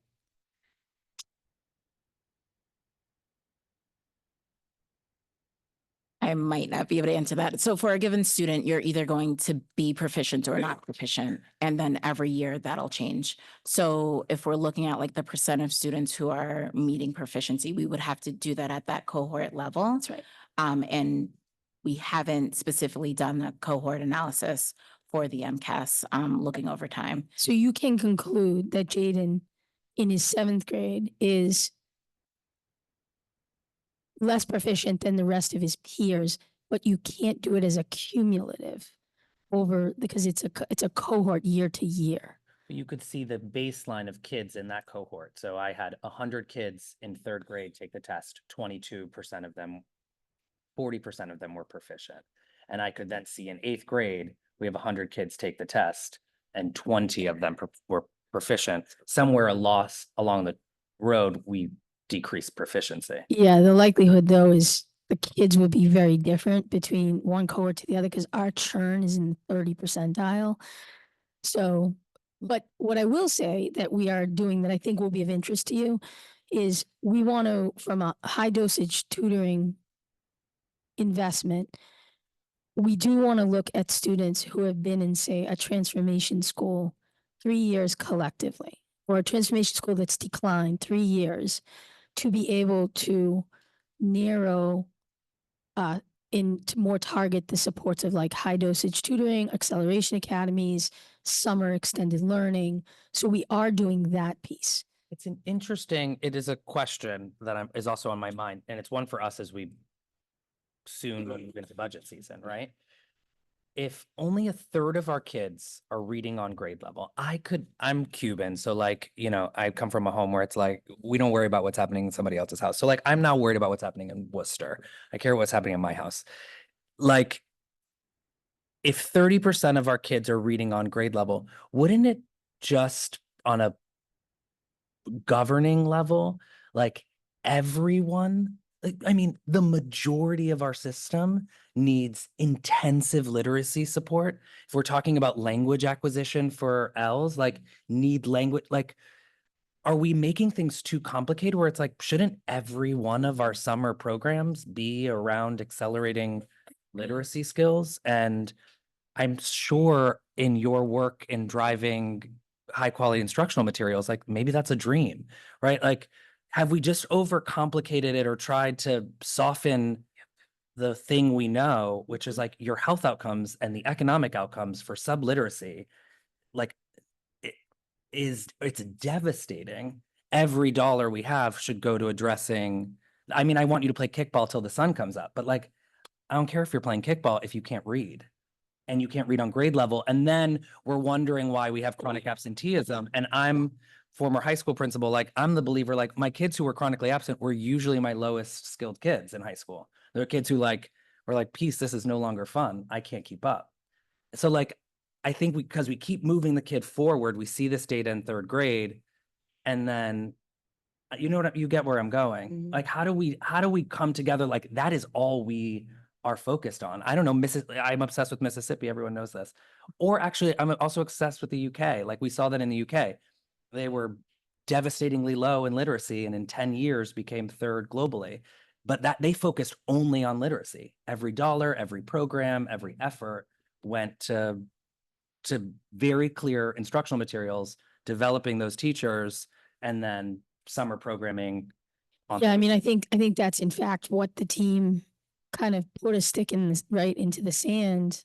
I think that's the expression. I like it. But you know, in saying, you know, if kids aren't getting access to grade level material and high quality instructional material, and if teachers aren't prepared and supported and trained to use those, so there's a lot of actionable pieces that I think the team's done around the literacy.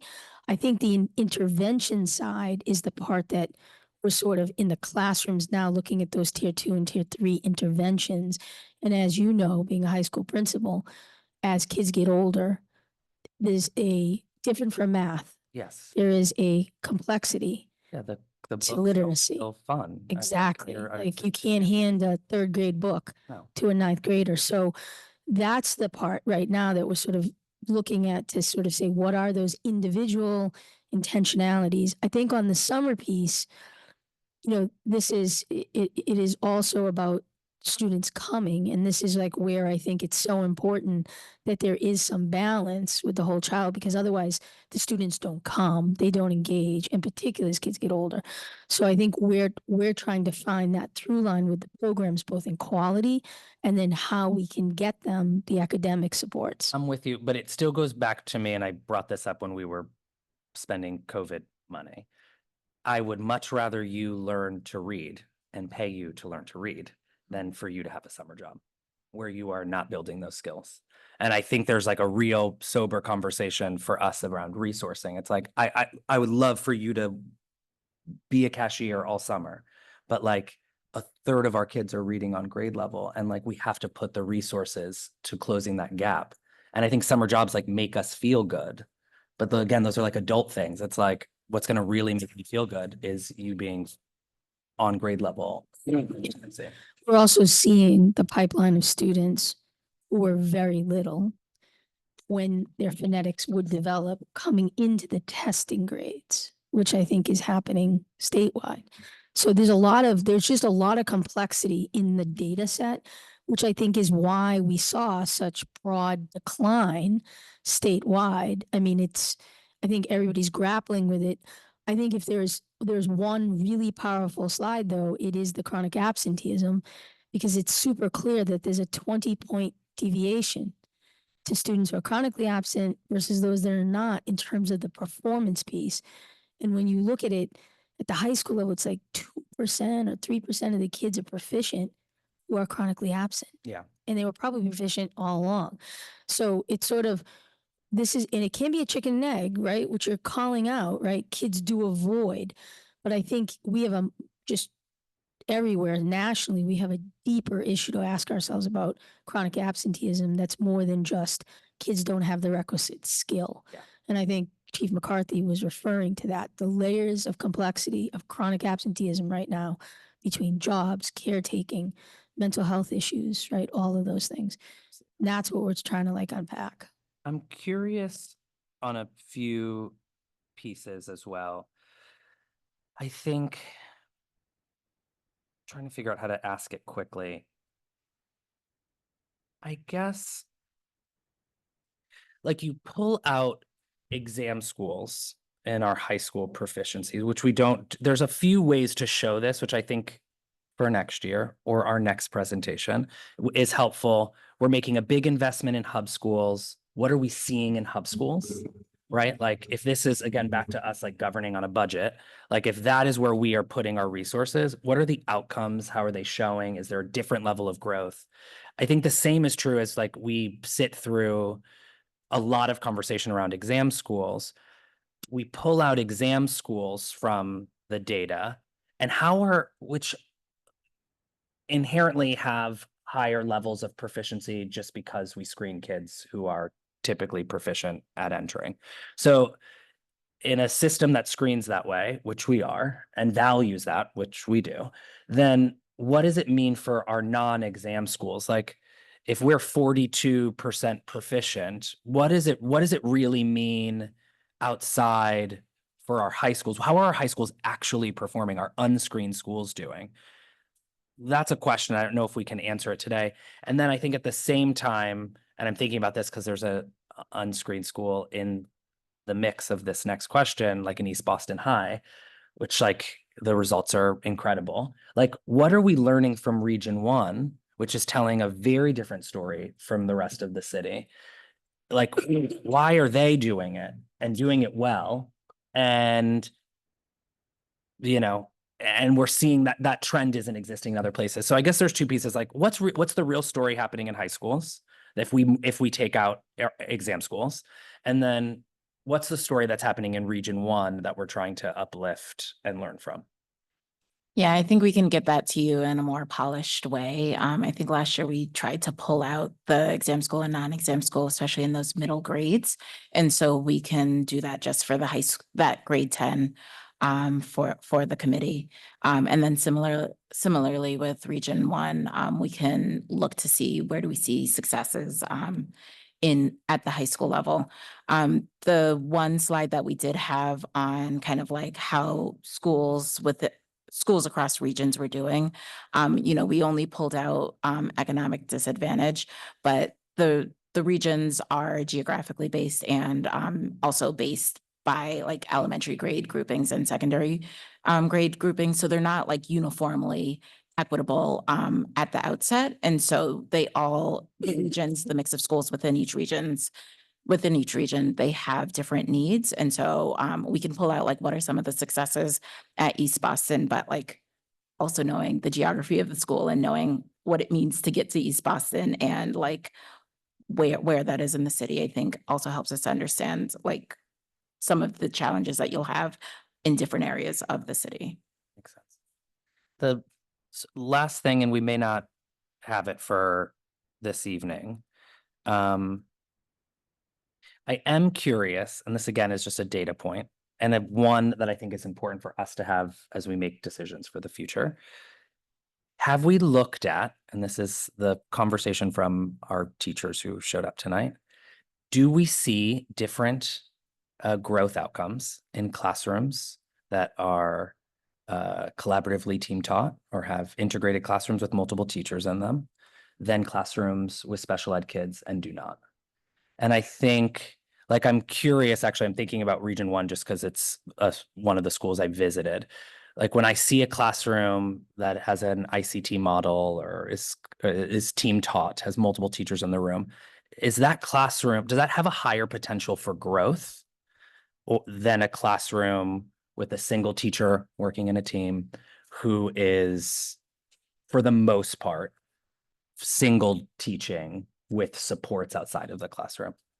And I think I just think it's like an important question for us to ask as we're in contract negotiations, as we're hearing this conversation, like, because two things can be true. It could feel good to have a teacher, right? Like teaching is the loneliest job I've ever had. But also like, does it actually net results faster And we're in the business of trying to move the results faster, you know? So I just want, if I'm hearing this correctly, it's both the, how do classrooms that have two teachers full-time differ in outcomes than those that don't? Yeah. And of those classrooms, what's the makeup of those? Is a question I'm hearing also, I'm like, actually less interested maybe in makeup, and because that might just go, we might be going too far, and don't want to make people's lives more Okay. complicated. Like, can we see data on 2-teacher classrooms? Is there higher rates of growth? Like yeah, I think we really need that data. Well, I mean, I think one way you can look at it is there's several schools that have a co-teaching model, and I would say, looking very quickly at the accountability, I would say that wouldn't be a hypothesis to offer up. That said, there's lots of factors. You can have resource and that resource doesn't get leveraged, right? You can have resource and it takes time to provide the training and the PD for that resource. So there's so many factors that go into it, which is like, but just on first blush, if you were to just say like a pure co-teaching model, I don't think the accountability data shows that, but I will defer to Ms. Clarkson because she is the expert. Yeah, I think we would pull that data for you. We'd identify the schools, like similar to your previous cohort question. These questions are interesting, but the reason why they take so long is because like the intentionality that you have to put into like who you're comparing so that they're like actual true comparisons are important. But I wrote it down as a question that we can explore. I appreciate it. Yeah, and I think for us superintendent too, like I don't really have a hypothesis in that it would or wouldn't, but it's such a big financial question. Oh, for us 100%. That like we should make it not from a gut, but from some every decision we're making budgetarily should be focused on trying to close these gaps as fast as possible, not being okay with like, well, the state's moving at a shitty speed as well. Pardon my French. You know, like. And I would actually also, I'm gonna follow up that request with one extra, which is, can we look at what that growth looks like by the specific population? So, for instance, do special education students in a two-person classroom do better than special education students that aren't? Do English language learners who are, do regular education? Right? Because I think you can have a situation where regular education students can benefit greatly by having 2 adults in the classroom, but special education students may not see that. So I think that would also be helpful. Thank you. Thank you. Thank you for the presentation. My questions I had asked ahead of time, and I appreciate that you included them in the presentation. And the follow-on questions I had were asked by my fellow members, so I will pass on further questions, but thank you for the presentation. I, like my fellow members, cannot emphasize enough the urgency of the data that is shared and the importance of improvement. And I, particularly Dr. Ryan Miller, I really appreciated when if I had your name correct. I hope I did, right? Oh, okay. I apologize. Where you talked about curriculum versus professional development versus implementation. And the focus on implementation. I agree with all my fellow members who have said literacy is job one right now. And we can't be teaching other things until we get that, and agree with the fierce urgency that is needed. Thank you. Yeah. I started by saying I was overwhelmed, and I still am overwhelmed. Overwhelmed with the complexity of all of this and the importance. I think the thing that continues to resonate the most with me is that in spite of all of the efforts that we make, and we make lots of them, our students carry the burden of our failure. And, I've often looked at the fact that, we have a system that has a number of educators, many with great skills, but my question often becomes back to, are they the educators are they the right educators for the students that we have to educate? I often say when people compare us to other places that say Boston's not educating Wellesley students. Our students are much broader, differing than that. Yet we're held, when we look at the MCAS data, we are held to the same accountability as if all of our students had what Wellesley students have. And maybe if we only were comparing our exam school students to Wellesley students, that would be true. We are a district that is a majority of students who speak languages other than English, come from cultures that are not necessarily the US culture, etc. We do not have a teaching body that reflects that. We are putting a lot of dollars into educating our educators to try to educate our students. We don't evaluate whether we are being successful or failing at that. Because, as I said, in our grants, I mean, I would like to see in our budget this year, how much money do we put into teacher supports at every level? We support teachers to pass their tests, the MTELs. We're not putting that same effort to put our own kids to pass the MCAS if that's that measure of success. At the end of the day, if they don't get their diploma, it's because we didn't give them what they needed. Yet all of our teachers, whether they make it or not every week, a paycheck is delivered into their account and nothing is held back if,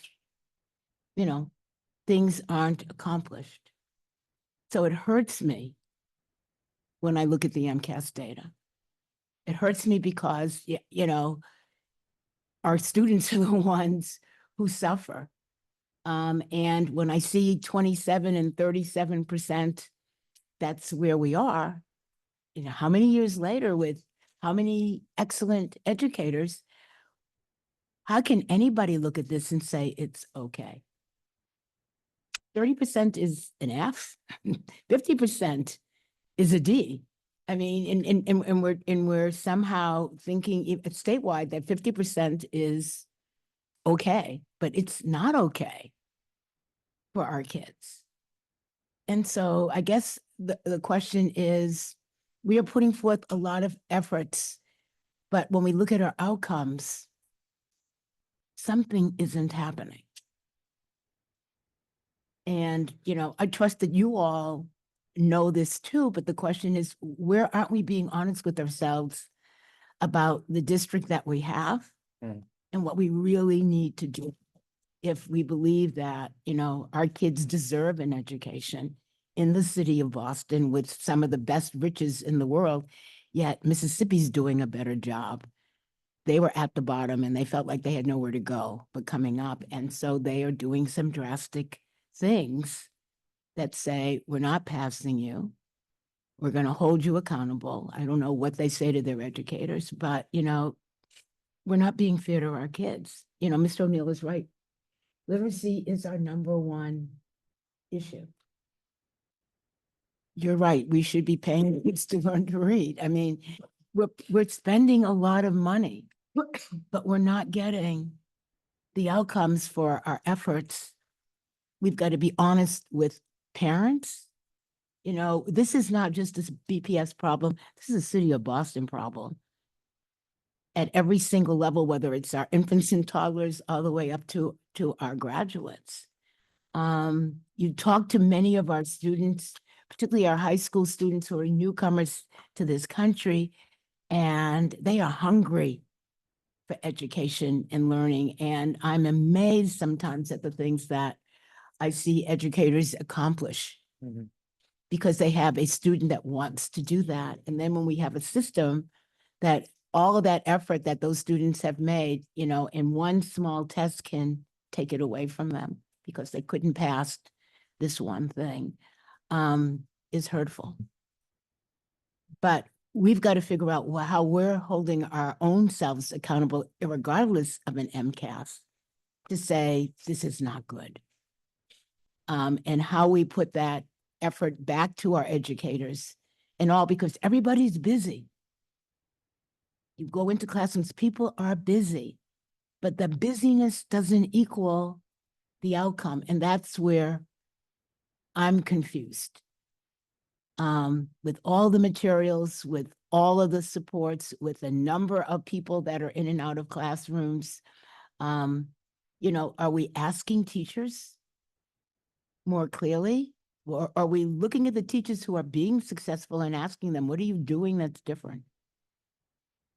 What would you suggest that we do? Sometimes all of our help is falling on deaf ears because they can't take it in, and we're not being consistent enough from one time to the other.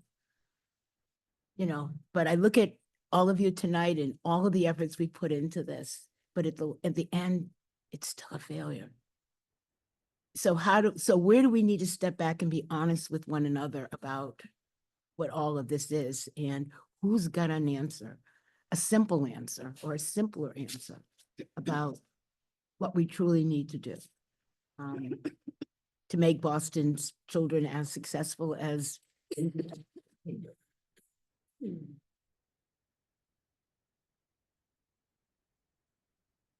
The word that comes to mind for me, even before this conversation is certainly confirmed, is really focus.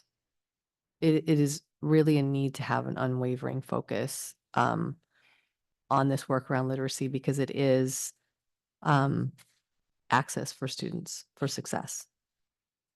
And I do agree, as the team and I've been sort of reflecting, the overcomplication of things sometimes. It's really just, let's really focus on the literacy aspects of this work.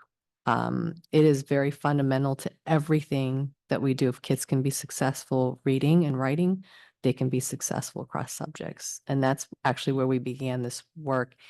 And I think sometimes we are challenged by the other complexities, and those things need to be true. We need to look after the other aspects of it, but I think there has to be a concerted focus on this work. We're not going to be able to raise, I'm not saying we're not going to teach math, we're not going to teach science, but our focus and priority has to be in the literacy space, because it has overreaching impact into all the other subject areas and to life skills. So my last question is, what happens tomorrow? I mean, I'm assuming all of the schools have gotten their scores by now. And do teachers get back the testing from the kids they had last year? And then what happens? How do they look at this information? So I'm thinking, if I'm a third grade teacher, do I get back my composite scores of my kids? And I can link in my own head who got what? Do I look at what were the skills that my kids had the most difficulty with? And am I talking to the fourth grade teacher to make sure she's picking those things up so they don't continue with that gap? And am I looking at the kids I got this year to say, make sure I make sure they have the skill set? Am I talking to the teacher in the second grade? I mean, how are we all, this is just not my stuff, but how am I linking this so that we're closing the gaps in our own teaching and learning from the feedback that we get from our kids, so that we would hopefully see something different in the outcomes next year? Yeah, I appreciate that question. The teachers are some of the first users within the district to receive the data. So when we start receiving data back in the spring around May, we have an MCAS dashboard that shows the student level and item level performance for all students in the district by classroom. And so starting in May, they're able to really understand what are the skills that their current students are succeeding on. In May, they'll get back the results for ELA. And then what are the skills that that they haven't yet mastered. And so they're able to start looking at that data from the spring. As results trickle in from the state, we then upload them to the dashboard. So throughout the summer, they're able to see how their students from SY23-24 performed. our central office sees the summary scores later in August, and that's when we're seeing some of the data that we presented today. I would say the other piece, by September, we're able to show teachers both how did their students in SY 23-24 perform, and then how are their incoming students for 24-25, how did they perform last year? So they're able to toggle between those two classes of students to understand what's the work that they need to do.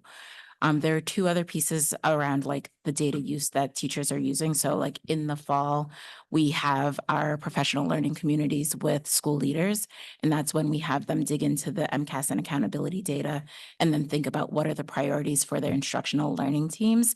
Those are their teams of teachers, both the instructional leads and the CPTs, in terms of like what they need to focus on based on that MCAS data.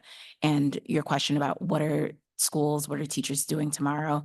We are just finishing up with our fall map data. And so that is the next series of data that our teams are going to be supporting schools with. And so we're moving on from MCAS and accountability, and we're now looking at, for the students that we've had for just over a month, like how are they doing? What are the skills that they're entering in the classroom with, and where do we need to focus?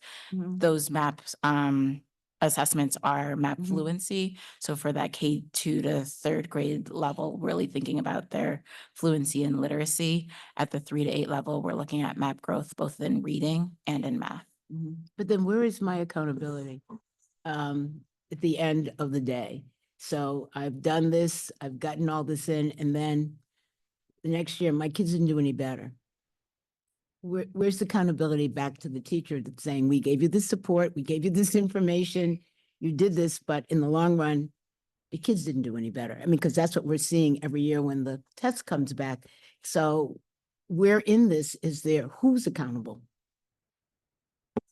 for the outcome, even with, as I'm saying, all of these efforts and supports, but in the end of the day, who's accountable that Johnny still can't read, even if we've put all these things in place? Yeah, I mean, I think that the test results lie with the student in the current way that the system is built.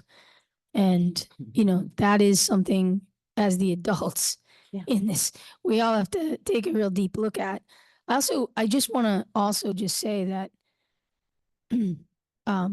just a couple of things. I think one is this conversation is happening all over the state right now in every district, getting those results, right? This is something where I think in public ed right now, we're trying to figure out, particularly on the literacy side, particularly on the chronic absence side. So I'm happy that we're having it and we all feel kind of collectively responsible for it.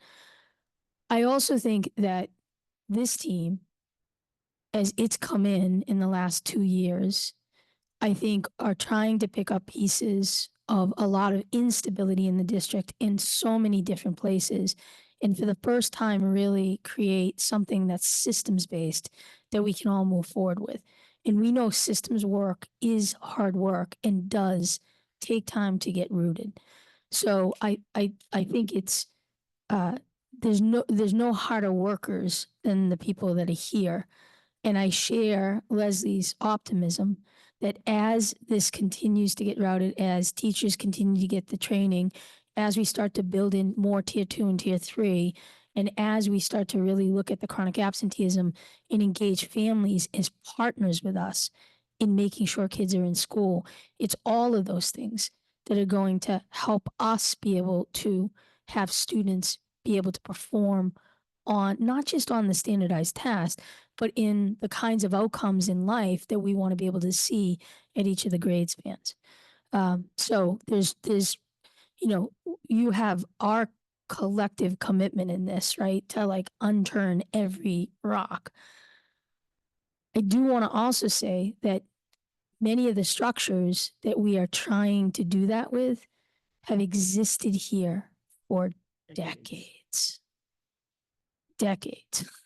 And that is deep systems work, transformation work that has to happen. And we need to stay focused on that and not do what has been done many, many times here, which is to veer year after year. change it up, change it up, change it up. Because the scores have not radically changed over the last couple of decades here. And in fact, post-pandemic, for everyone, they've gone down. So we have an opportunity right now to learn from the last couple of years to be better, to make those changes, to add in additional supports and resources. But we need to stay course with a lot of the big pieces of the plan. And I think the high quality instructional materials, the equitable literacy work that we're doing, the reading intervention work that we're doing for our multilingual learners, like you heard Joelle say, more than in the last 40 years in terms of bilingual education here, getting these programs up, running, most importantly, calibrated so that there is a clear expectation for learners and for staff. Like every aspect of what we're doing is going to take a little bit of time to root. That does not mean we don't let up. In fact, it means we go stronger. But we do have to recognize all together that we're here in this situation, like many large urban districts, because the gap has in fact never been addressed. That is just the sad, sad fact. So that is the work ahead of us. That's the work this team's committed to. That's the work I'm committed to as superintendent, making sure for the students for whom that has held true in this district and in other districts. And that's why I'm proud of these guys that they are using, because it's some of the best minds sitting there. And like I get to work with them every day, which is my privilege. So I'm looking forward to digging in deeper to the work, listening to the counsel of the school committee, because you all have your passions and your interests and you care about kids. And so together, this is the work we have ahead. Thank you all. I know it's late and you've all got to be up again early in the morning, but thank you very much for all that you presented. And I know the hard work that you're doing. We greatly appreciate it and look forward to continuing conversations as the year goes on. Thank you. Ms. Parvex, public comment? No public comment? That's great. New business? New business? Okay, that concludes our business for the evening, and the next hybrid school committee meeting will take place in person on Wednesday, October 23rd at 6 p.m. at the Bowling Building. We have a motion to end the meeting. So moved. Thank you. Is there a second? Second. Is there any discussion or objection to the motion? Is there any objection to approving the motion by unanimous consent? Hearing none, this meeting is adjourned. Thank you all and good night. I want to tell you about something.